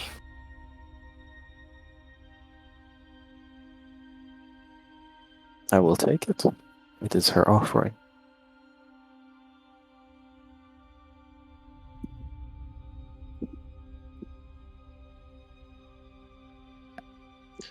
The night that I left my home, I was supposed to partake in my binding with my family. but I never got the chance to. Turgus leans into Zoris's ear. What is a binding? Amber, do I know what a binding is? I was about to say, I would like to make a religion check so I may nod knowingly and genuinely when she says this. Oh, you make a theology check, yeah? Let's go theology checks. Hmm. No. It's important, so I would like to be determined for this. Mm-hmm. Hey, yo, he's determined. Dun dun dun dun dun dun dun dun dun dun. Let's go 25. Given baby. that, so knowing the little bits and pieces of Delphine's past and where she comes from, combining this with the knowledge that there is some form of like some sort of religious connotations and religious rituals involved in, I guess, entwined with her existence as a natural born werewolf, it is quite possible that this is a ritual for her of a religious nature. Might also be a coming of age thing, or maybe it's both.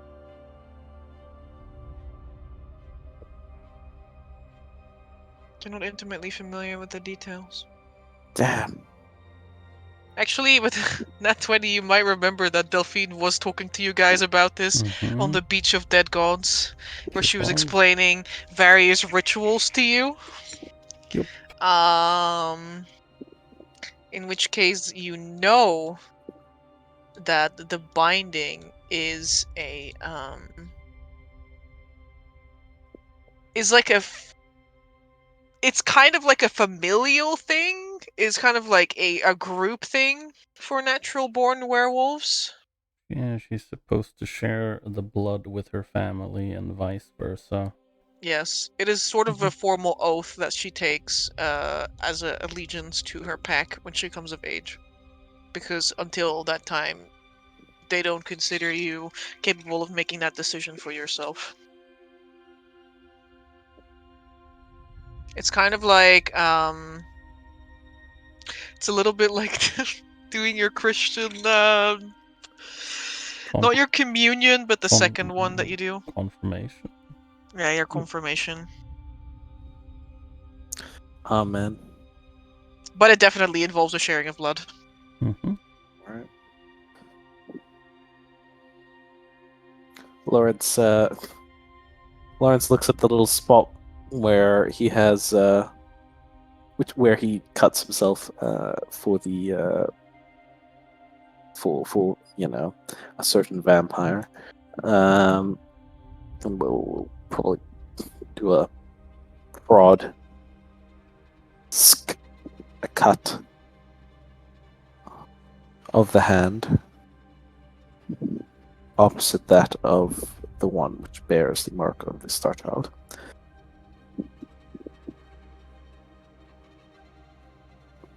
And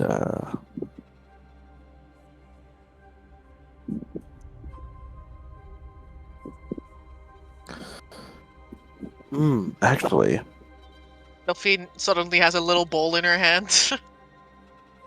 what? Delphine has a little bowl in her hand. What kind of bowl? Like a Like a dog bowl? bowl. Like a soup bowl, I guess, but not like a soup bowl. A soup bowl. It looks like she oh, used like a mess kit or something and just like took pieces from that. I thought you said bowl, and I'm like a dog? Catch or the like, bowl. Catch the bowl, yeah, Lawrence. No, like a bowl.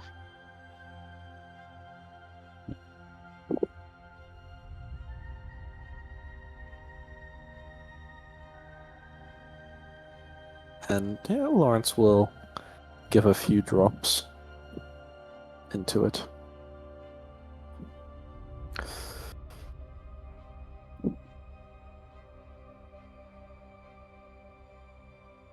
Before he then will hand the dagger to Vittorio, blade facing away from him. Yeah. Considering I had already planned on doing this, yeah, I'll Vittoria will cut the palm of his hand and pour some blood into this bowl. I will provide the needed context for the group. Lawrence will say something like, Yeah, I'm cool there. this is a rite. In part it is a rite of the Star Child, but in part it is one of Delphine's own fate. And here and now we perform a binding, as her kin would call it, in lieu of the family that she lost, and in lieu of the family that she has now found.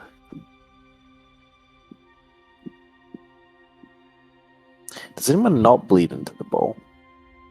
Joyce will, but he's not going to do a very painful cut in the palm of his hand. He's going to cut the tip of his finger to let it bleed into there. Jay seems a little nervous. Yeah. Tokus, he will Blood excuse ritual himself. time. He'll say that he'll need the restroom, and as he does though, so he'll go over Jason and say, "You don't need to do that. You know, you're fairly new. Don't expect all of you guys to follow the Does set. Gilbert do it? It's okay. I Vastly honestly good. don't know if I want to do it either, to be honest.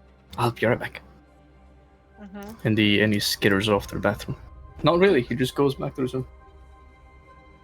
Vasily kind of thinks it's weird, but this child is all right, so he will give a little bit. You better. Elmara- There's only Elmara one is I'm not NPC blood here that for needs it more than yet. you. She ain't ready for this commitment. Yeah, there's Gilbert's only one like, NPC. Gilbert's just like sipping his drink, like Guy looking was at with the us for situation one in day full. and he's like, It's like, rights of blood? I'm in a What the fuck? cult, I think. Literally. I think I'm in a cult. No, this is. I mean, she was in a cult. Xarius looks at him. See, this is called being inclusive. And then I say, "Well, I actually took control over a cult, so I'm not allowed to say much." What was with the boasting? Oh, of course. After that, Douglas comes out of his room saying, "Well, we already discussed about cults. We might as well be one after all." And he goes to the little bowl with a silver cup with a few drops of blood in it. And he pours it himself into the bowl. And then he goes back to sitting with Jace. But he doesn't say a thing. We will blood in before this actually does something really strange to us all, and we just kind of did it. That'd be crazy. Yeah. Crazy. Crazy. I was I was crazy once. You locked me in a room. A rubber room filled with rats. The rats made me crazy. Crazy. Okay, anyway, Amber, pass the ball back to Delphine.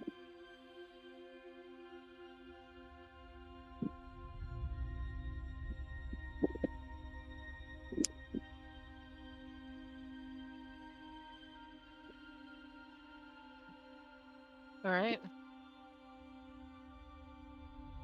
Give me one moment. Well, she changes all of our sheets into werewolf sheets.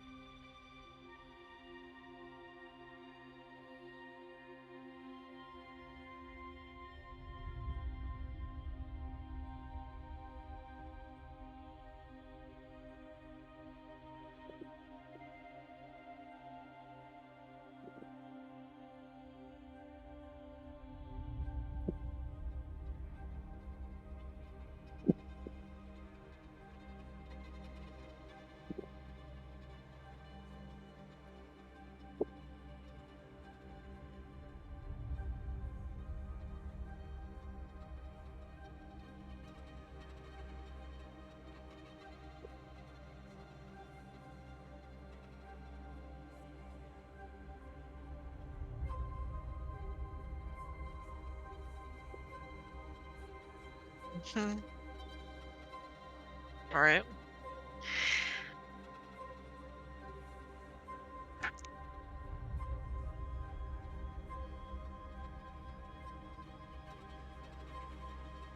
Victorio, I need your help in a moment. Alright.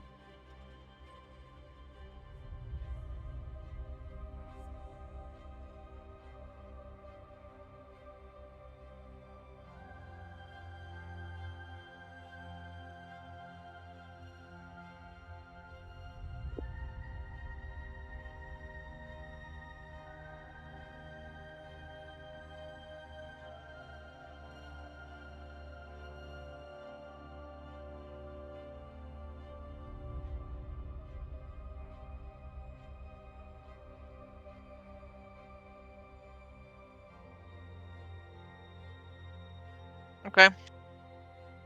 Delphine turns to you and she says, just like we practiced.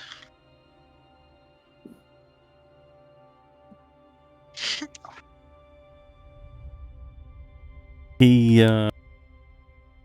nods. He's like, yeah, I suppose so. I'll I think I remember most of it.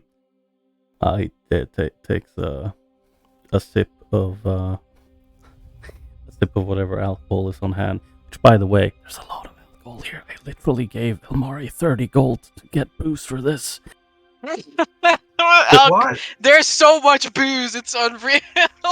But Gamara knows a guy. yeah, but he takes a drink It's and part then of a background feature. takes a drink, and looks at Delphine. And is like, Just got a little bowl back. yeah. We, the United Pack, solemnly swear to uphold our sacred principles and honor the bonds that bind us as one in our pursuit of freedom and relief from tyranny. We stand by our pack, for their guidance is the foundation of our strength.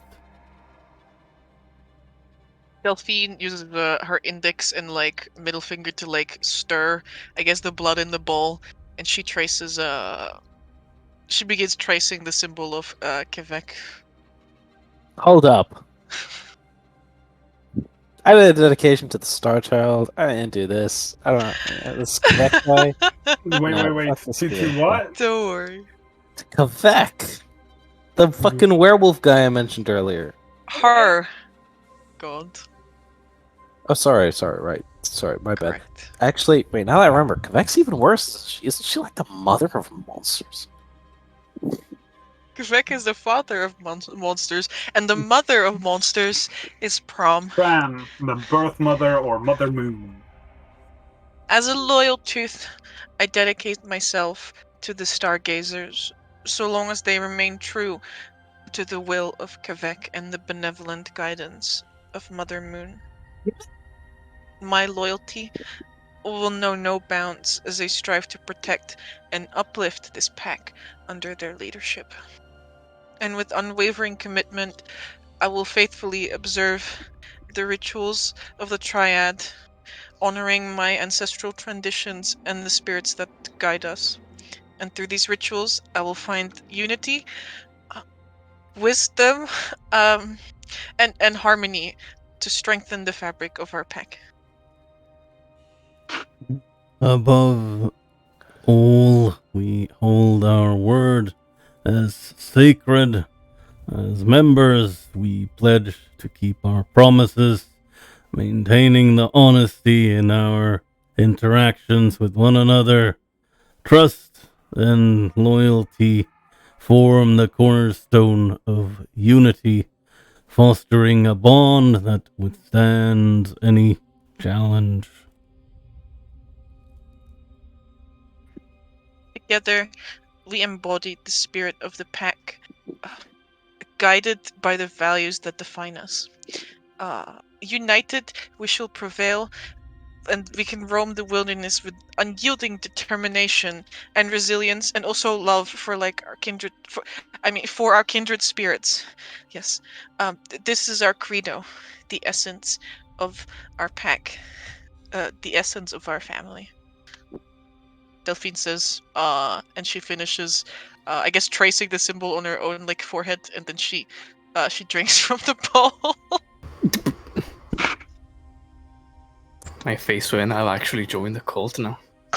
Lawrence's We face just- Yeah. when he was like so impressed. I was like, yeah, Star Child, and I was like, Yeah. Lawrence, you definitely. I just told you there was definitely the exchange of blood going on. Sorry, his hands blackened for a moment. I'm still part good with you, right? So one is a fanatic of a dead god. The other is a fanatic of a wolf god. The other is a fanatic of a star god. Oreo, like you got anything on you? Like sword god? Anything like that? Nah. Damn.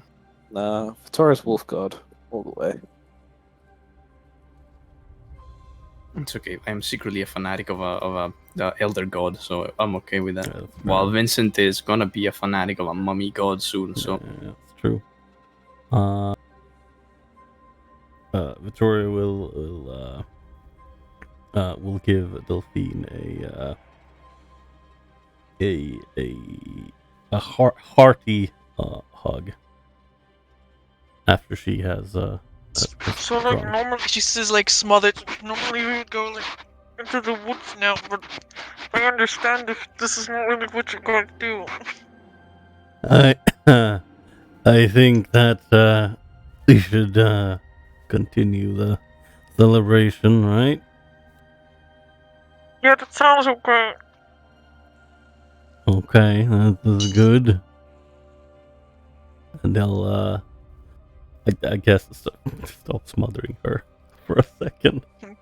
He'll also look at Lawrence and he's like, those were some kind words earlier.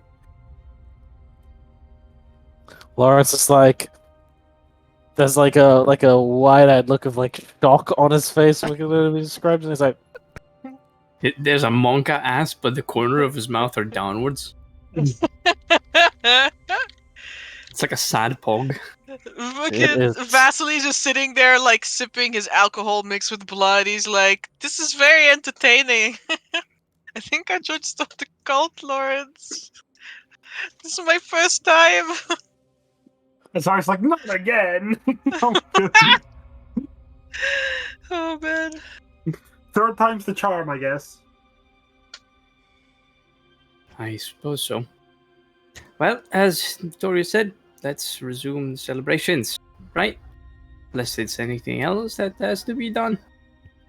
He looks at Victoria and Delphine. Delphine shakes her head. Right, well, and he approaches Delphine, and how tall is she? She's taller than Dokus. She's taller than you. Yeah. She's 5 something at this point. Yeah. He like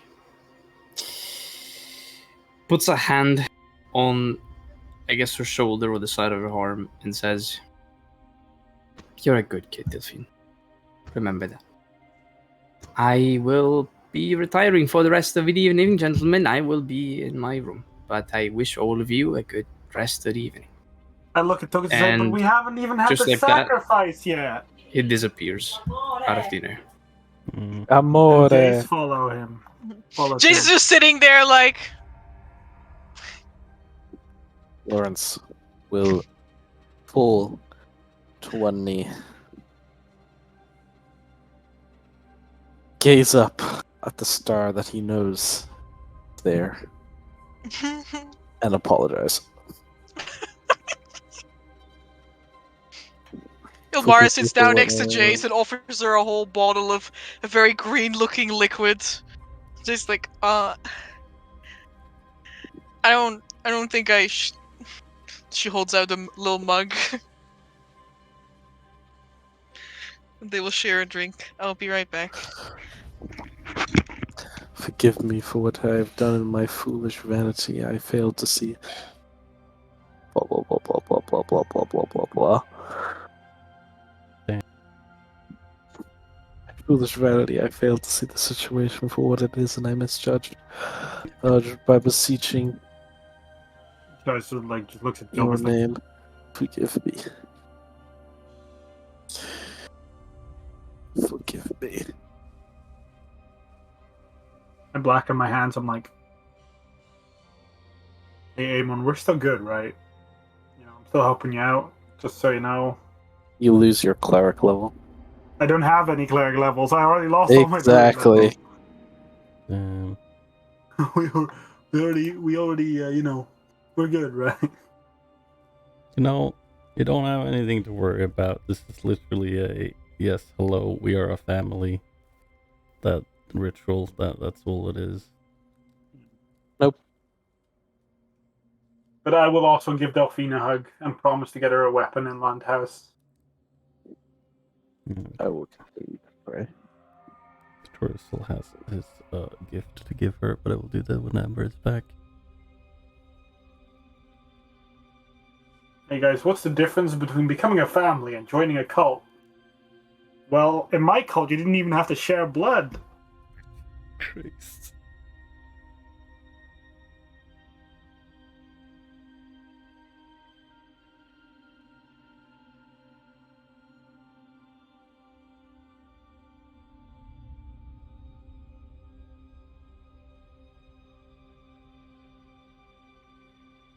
Like I don't see what's so bad. Like we just promised to be honest with each other because we're a family. Not all we promised at all. What do you mean? We just dedicated our lives to a fucking weird-ass devil god. No.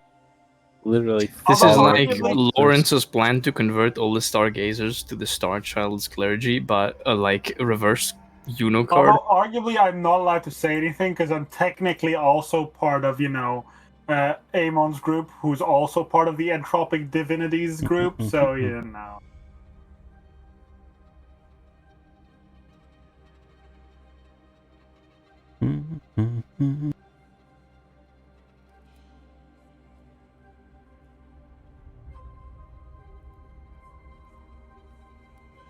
Is this deity on the no-fly list?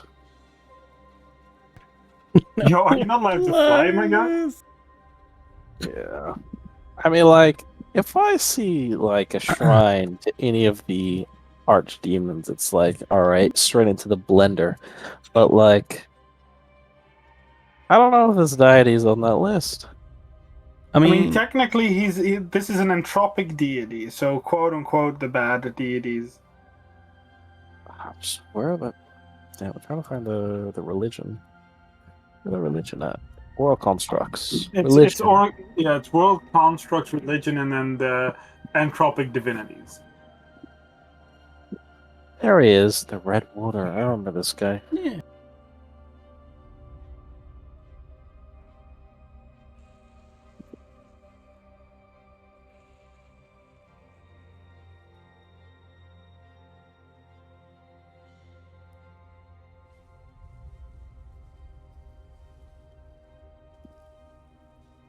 Basically, you know, I mean, technically speaking, I guess Delphine is the only tooth, as it were. Yeah, I'm just reading the 10 piece contract. Where is the 10-piece contract? It's in Quebec, the red water. Mhm. Under. Oh, yikes. We did that one, okay. Well, So anyways, our souls are forfeit now. We signed the Infernal Oath. Azariel owns us. Very nice. Not really, I will let you know. At least Kevik is not specifically evil, but he's like not really a cool guy anyway. Yeah. I mean, I'm a little worried about point 7. Those who are not honorable under the code are considered less than equal, and therefore unworthy of assistance. Because it's kind of directly in contrary to Lawrence's thing of like everyone deserves assist. Like, I mean, What's yeah, that? but you didn't agree to that. no, just I let Delphine drink my blood. And I also just told her that, compassion is key, and then she's like, number 7? Love that. Well, I mean, Number 7. she also did- Fuck compassion. also The did- last thing you want in your D&D party is to be compassionate. She also didn't recite number 7. I also am not a fan of number 8, which is the blood hunt shall be the model for immortal justice, by which all teeth shall abide. It's like, okay, the wild hunt turns up and then to attack Geralt. If you die and then, to it, then it means that you deserve to die. and then Roach just like, what do you mean, Geralt? And it's like, this is the immortal justice. Of course. It's like, bruh. Hi. Hey. Yeah, people are worried to join the cult. It was me, Barry. I tricked you into a blood sacrifice ritual to join the cult of Kavak of the Redwater. That's true. I shoot Delphine. It's too late. You are now part of her pack, and thus you shoot yourself instead. Amber? Yeah. Well, Tokas disappeared in just in front of our eyes, and then Jace went to have a sit down with Ilmori and have a drink. I still have my gift to give Delphine. As he briefly looks around, trying to. Actually, that's a good question. When Togas disappears, do I still know where he is? With my bloodhound feet? No, he's gone. Okay, he's just gone. Yeah. Oh, all right. Very well, he's not invisible. Good to know. All right. Well, he looks around for a moment. He's like, a bit concerning, but then I'll look back at Delphine, and he's like, well, I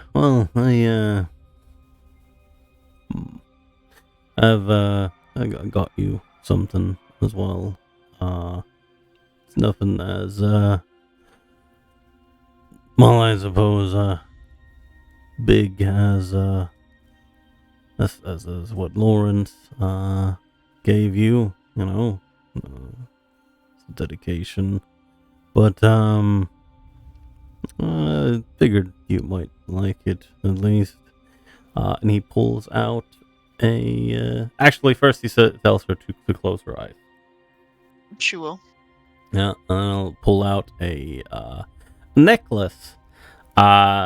It's specifically not made out of silver, though it looks a bit of sort of that silvery sheen on it almost, but it's not made out of silver. And it's a sort of similar looking wolf's head medallion as he himself has. However, as Delphine soon will find out, as he tells her to open her eyes, and he says, "Oh, got you this necklace, and don't worry, it's not silver. Made sure of that. I don't suppose you recognize the wolf."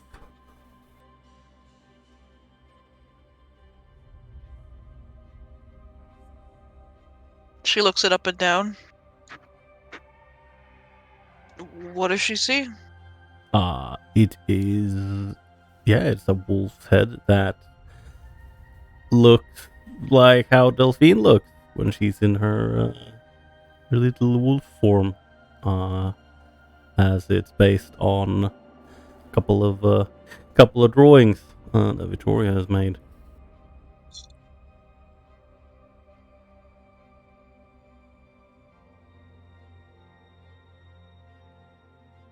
Who is it?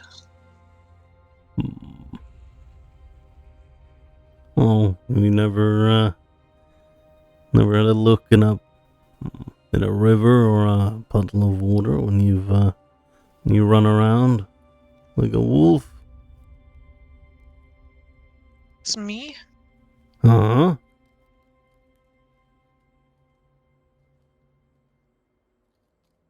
I look pretty scary. I think you look pretty alright for a wolf.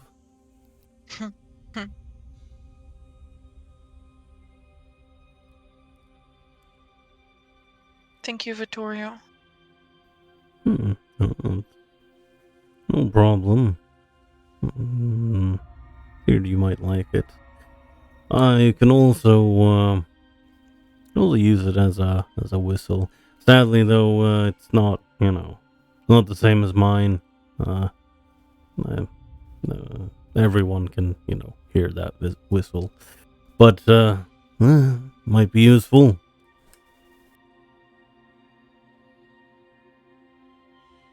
She nods and she gives you a hug. I'll give her a hug back. And Thank you.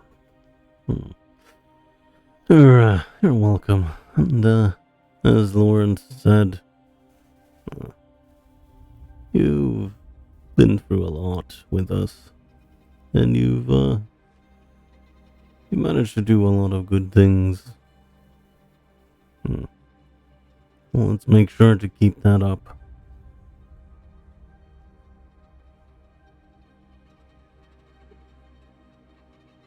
Delphine nods.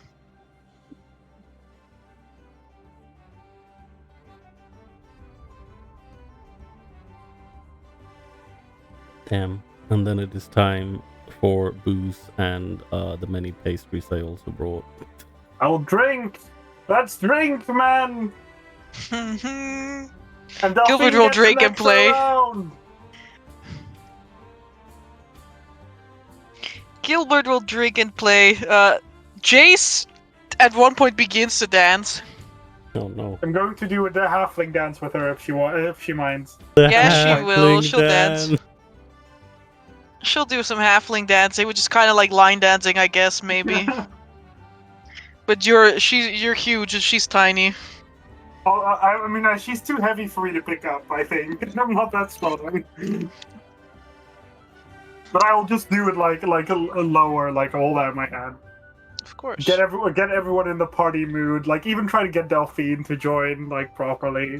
Even Vittorio. Like I'm trying to get Vittorio to join and just have fun.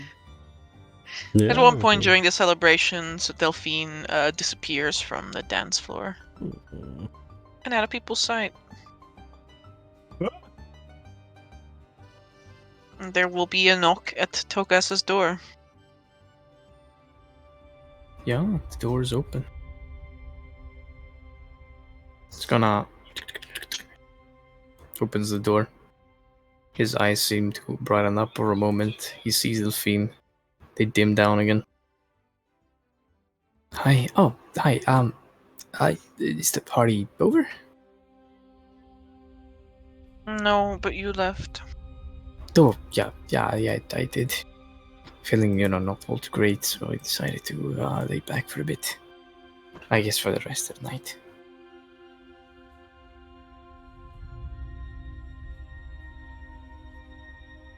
Why? Oh, just, not feeling all too well. Didn't want to get some sickness, must be healthy and strong when you travel around. There'll still be problems.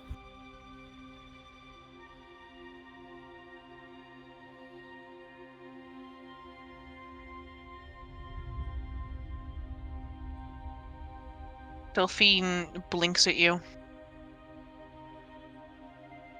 Blink. I see.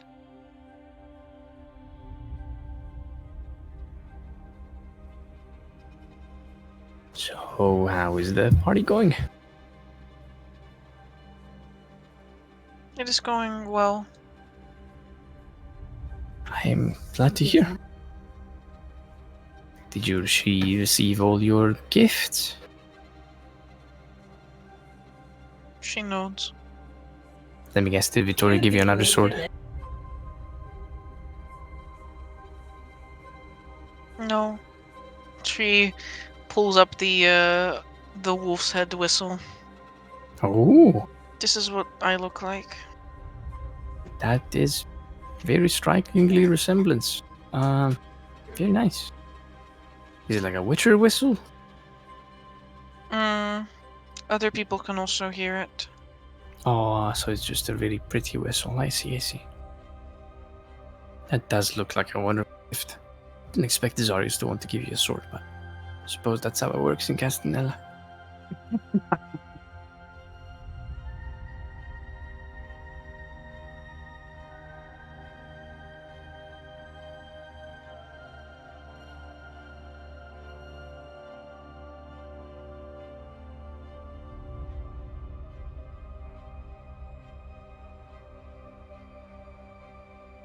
I suppose we all have our own thing. Yeah, I suppose we do. Looks to the side a little bit.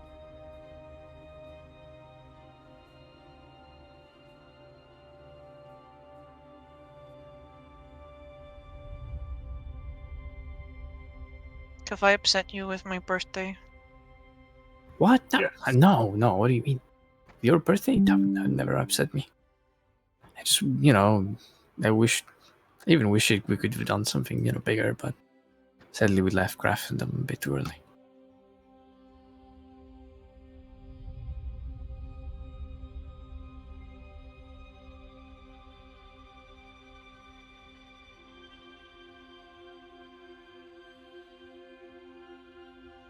Okay. Right. Well, can I help you with anything else? She shakes her head. No. Oh, okay. Kind of stands there in the door awkwardly.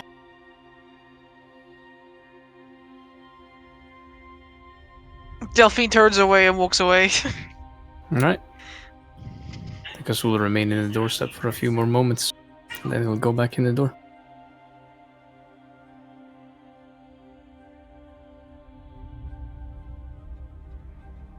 She will return to the party. Mhm. Woo!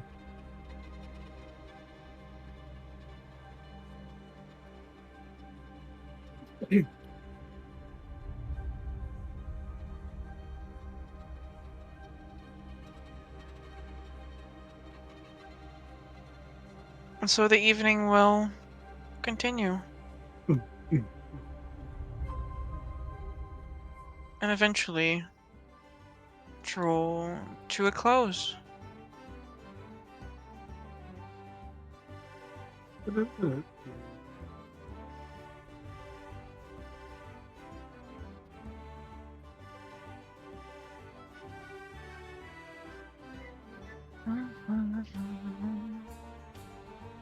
better not be any pastries or booze left tomorrow.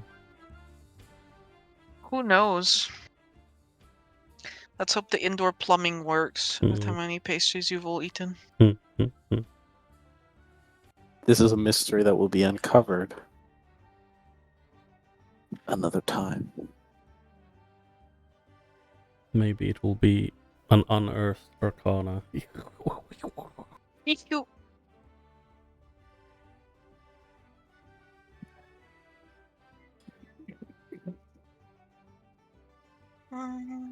Alright. And so the next morning will come. Very nice, very nice. It's morning time. Oh, right. One requires sleep. That is true. Mm-hmm. Travesty. That is correct. For some it is a travesty.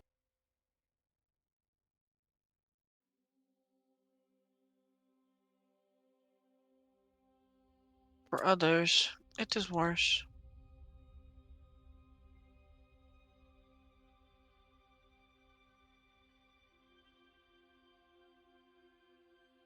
I will make sure to expend all my magic Go to bed. Damn, what spells were you casting? I'm not really casting any spells. I'm just kind of like pushing it all out of me into the world.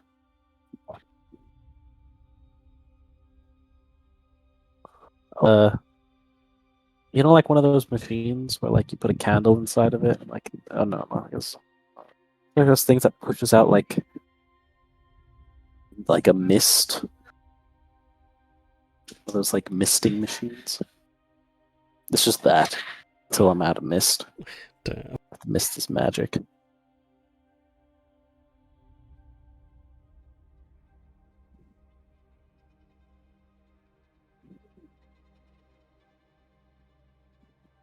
We'll pray Let's have a look. for my ritual of clemency.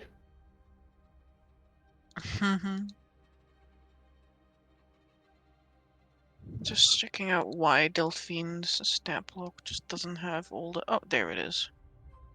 That's the one I wanted, and that one.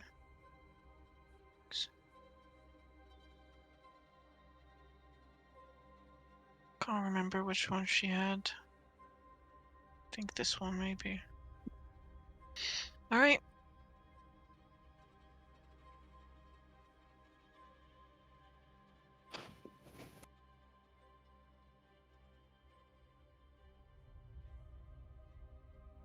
I would like it to go. Oh, I don't want that.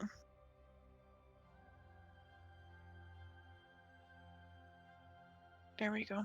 It is the morning of the 20th of Harvesttide. Together for 1 year and 1 day.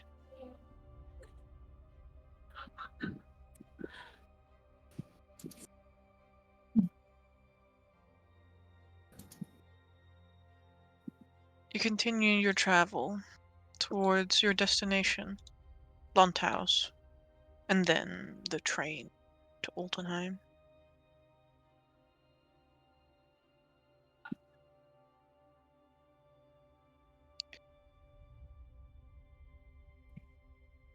Can I get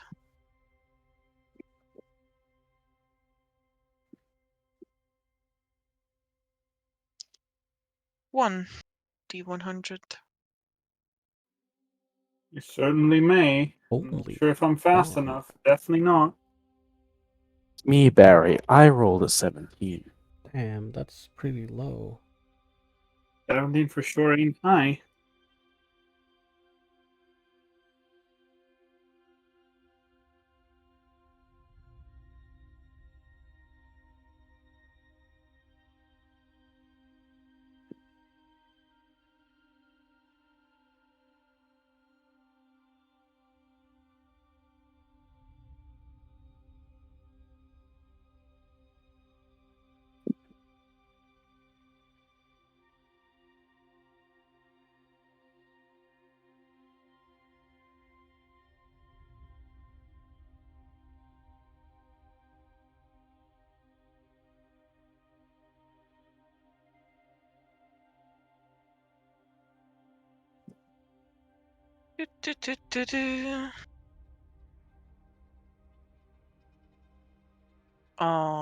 I can check that for you, Vittorio.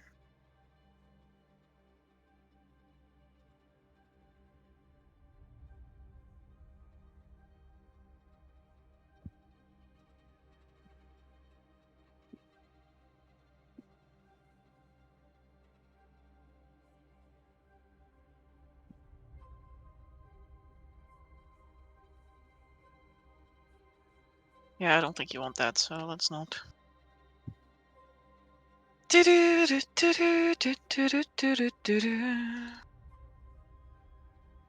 took far longer than I would have liked it to take.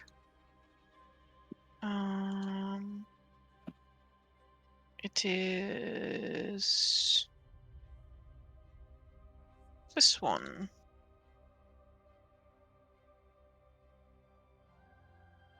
Number 17. Oh no. Burger King? No.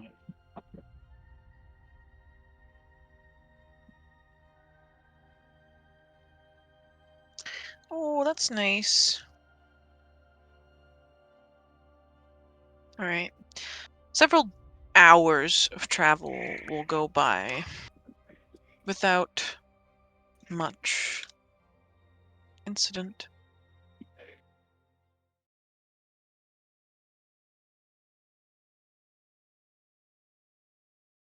Your little caravan slowly plods along the land, following trails that have been walked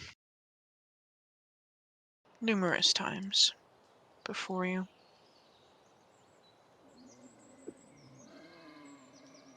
Around the noon hour, there is the sound of large wings beating.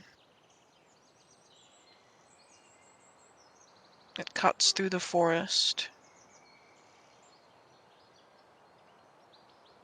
and over your heads. Yo, what does it look like? If we see it. Make me an observation check. Very nice. I'm not very good at those. This was a lie. Is that our Valican friend who's come from Valica to Valica all over us?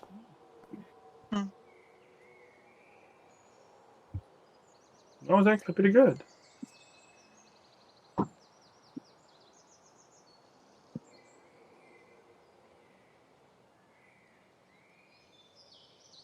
Azarius, you look overhead and you see it a little before the others take notice of it. Flying over your head is a large quadrupedal creature with wings. Griffin. Indeed, a Quadrupedal. griffin. Hexapedal if you count the wings, but tucked close to its chest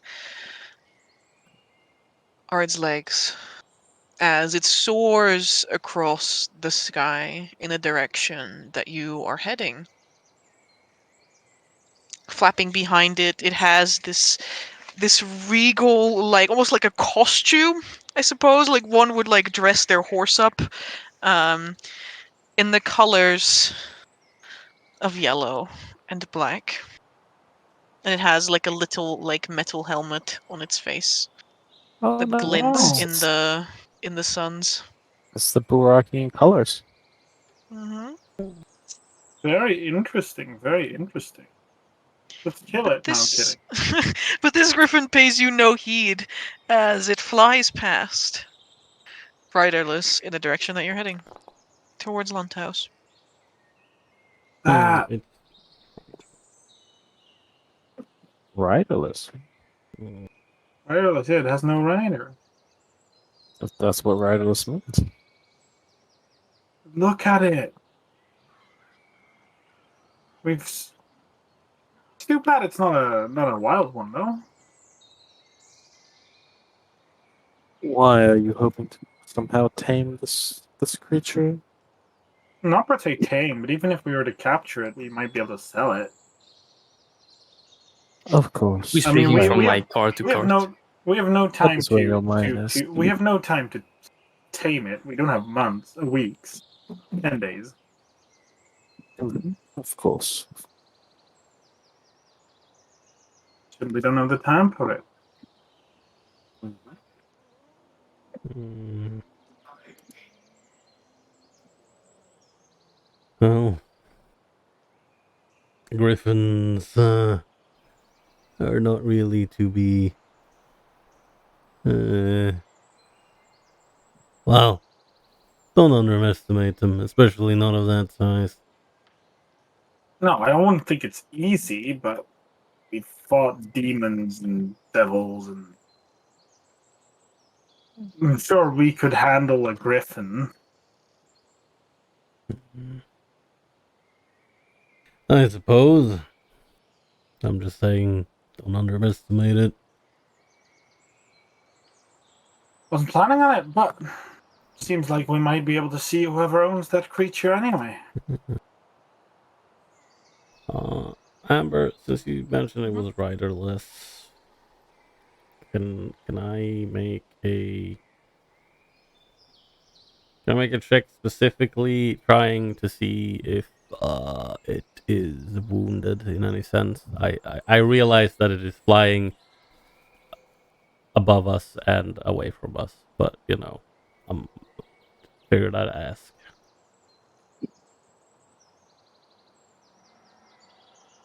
Oh, sure, yeah, you may. What would you like for that? Would you like observation, or would you like uh nope, not that, not that. I guess it's going to be observation because you're trying to see if something that is in rapid motion, flying far away, is Fair enough. Yeah. Okay.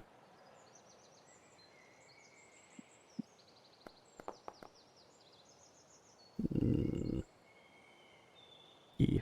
18. Victoria, are good. you like looking after the griffin? You spot nothing that would make you think that it is injured. Very well. Ew.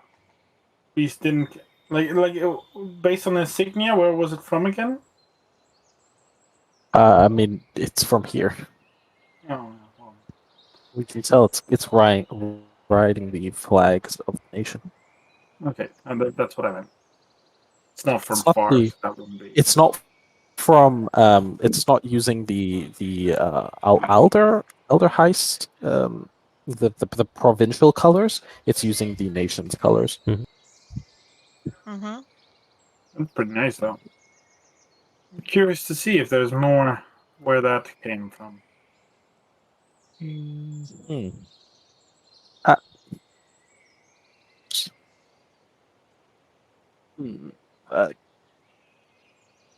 I wonder if this is like a lore humanoids check, Amber? But it's a big griffin and it's a big griffin and it's wearing a it's donned in the national colors. Is this this is just a chance, but could this be like you know a royal griffin, like one held by I can't remember his name exactly, something the second, the child. Aerodron. Audron. Good question. He Good was question. he's born with his griffin, and after only I think it's like 12 or something, 12 years. He ascended this I- throne at 12 years old. He's like 13 or 14. Okay, yeah, I don't think his griffin could grow to that size in such a space of time, right? Like, I don't really know what their growth period is. If it's a small boys, like yeah, they got big boys like the one the royalty uses. So If you want, you can make either a lore monstrosity, a humanoid lore, someone with Humanoid lore. regional lure Burag can also, be of assistance to this. Could. Oh, well, no, he's already rolled. I was gonna ask if I could have assisted with monstrosities. Sure. Very well, then you may roll again. 18, significantly better.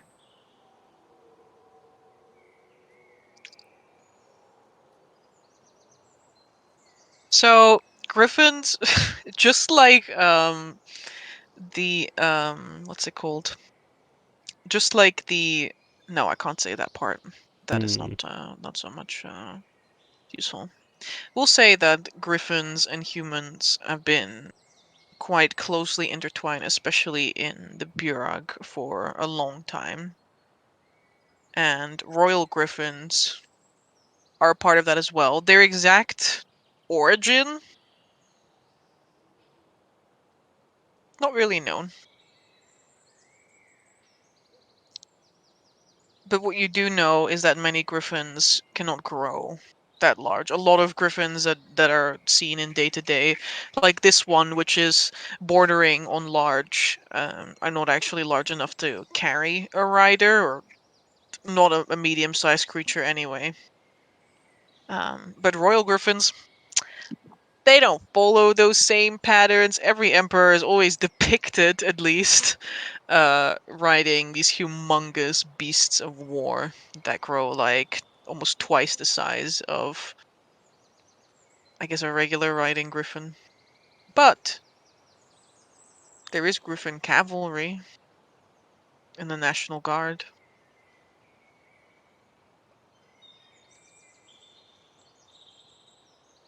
I'll,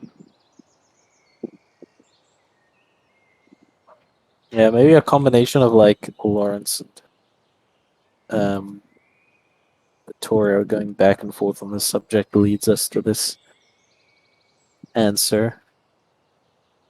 Or that it could be could be a griffin from the National Guard, or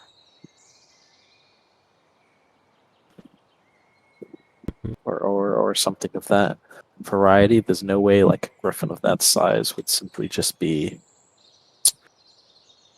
around, you know.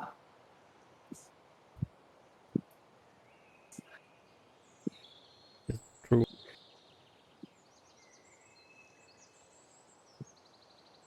If you guys are musing over that fact, the forest road you are treading, still mulchy from recent rain, passes by a peculiar looking statue. It is two-headed, four-armed, and it bears like different weapons in each arm. Not like an Etin, but more like two people were standing like back to back. And they have a shield that depicts like a minotaur looking individual on it.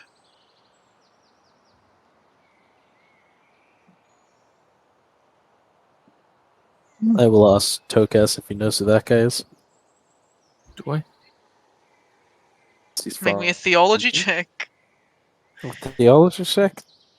Damn! Allow me to assist you, good sir. Allow me to help you find out what kind of god this man follows. Can you make a religion out of this?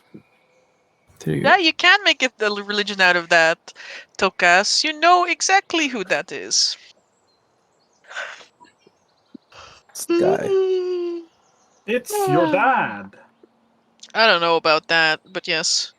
You know that it is Tormak, the manslayer, the Lord of Blood The Oaths. Excuse Archdemon? me. The Archdemon Tormak, yes. Oh, that's Huh? good. As someone with the Lore Burag skill, you know that Tormak is especially prevalent in this region, the region that borders Ostoya, which is all warriors, many of which who find strength in Tormak. Although Tokus's arguably, I get why they worship him. Tokus's eyes go horizontal as he lets out a sigh. People around the borders of the Burek Empire praise less conventional deities. Many warriors and tribes praise Tormak for strength, bravery, valor, and other things, as most tribes care only about bloodshed. This is Tormak. Tormak, this is Lawrence. Tokus says as he turns back to head to his cart. Amber, quick question. Mhm. Just from perspective of someone from Castanella, someone worshipping this archdemon would absolutely disgust us, I assume, right? That is like the biggest no you could. We're a nation of war and of the Seraph, so this is kind of all that we are opposed to, or am I assuming too much here? Yeah, that's kind of it. Tormak kind of just completely turned his back on his deity. And he kind of he represents like all the bad things about war, about bloodlust, about destruction, about strife, famine. It Oh is all the man. unpleasant parts of war. Well, I'm sorry, he already grips his weapon. no, Darius. I have prepared for such an occasion. Well, if that doesn't work out, we'll duel him. Fancies that. Amber.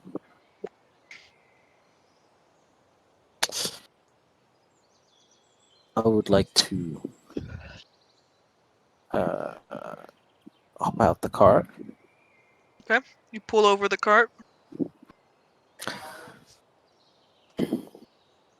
I would like to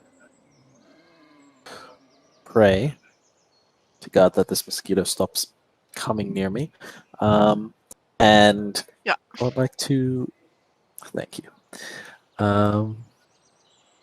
Would like to offer a prayer to, let's see, specifically, it would be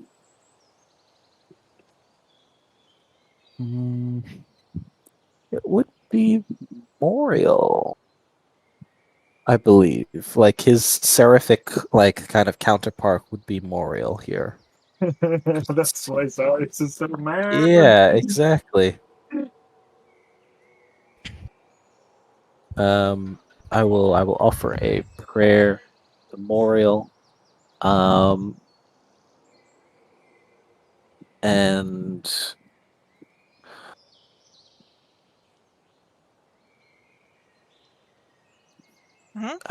it almost consecrate this site, consecrate the destruction of this site in his name. And I would like to drop a thunder wave on this to try to shatter the statue because I don't You want to have. shatter this huge statue? Yeah, how big is it? You said It looks like the guy is like 7-8 feet tall. that's fine. It's it's each creature in a 15-foot cube. Yep. Oh, we're so fucked. We Where are we enter, from? and the first thing we do is destroy a statue. All right. You approach the statue. Amber, are there people around? You look around. No. Can you make me a observation check?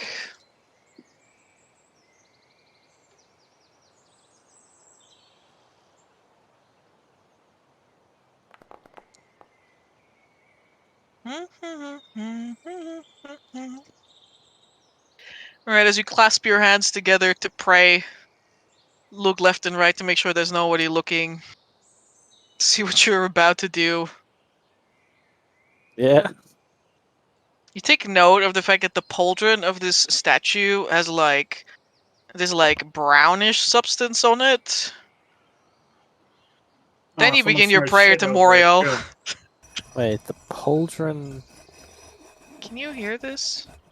Does it smell a bit poopy, Amber? Can you turn up Alestina? Oh, okay. There's a sound of a stone. Oh, the grinding. stone moves! Oh, okay. You hear Yeah, this? I can hear Yeah? it. Yeah, I can hear it.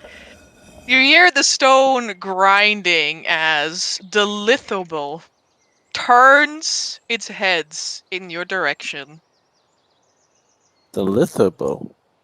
and strikes. Oh man, I am in my wagon. I am not surprised. How Python Lords are up unsurprising! front here, probably. You're the only one who's not surprised. And that is kind of sad.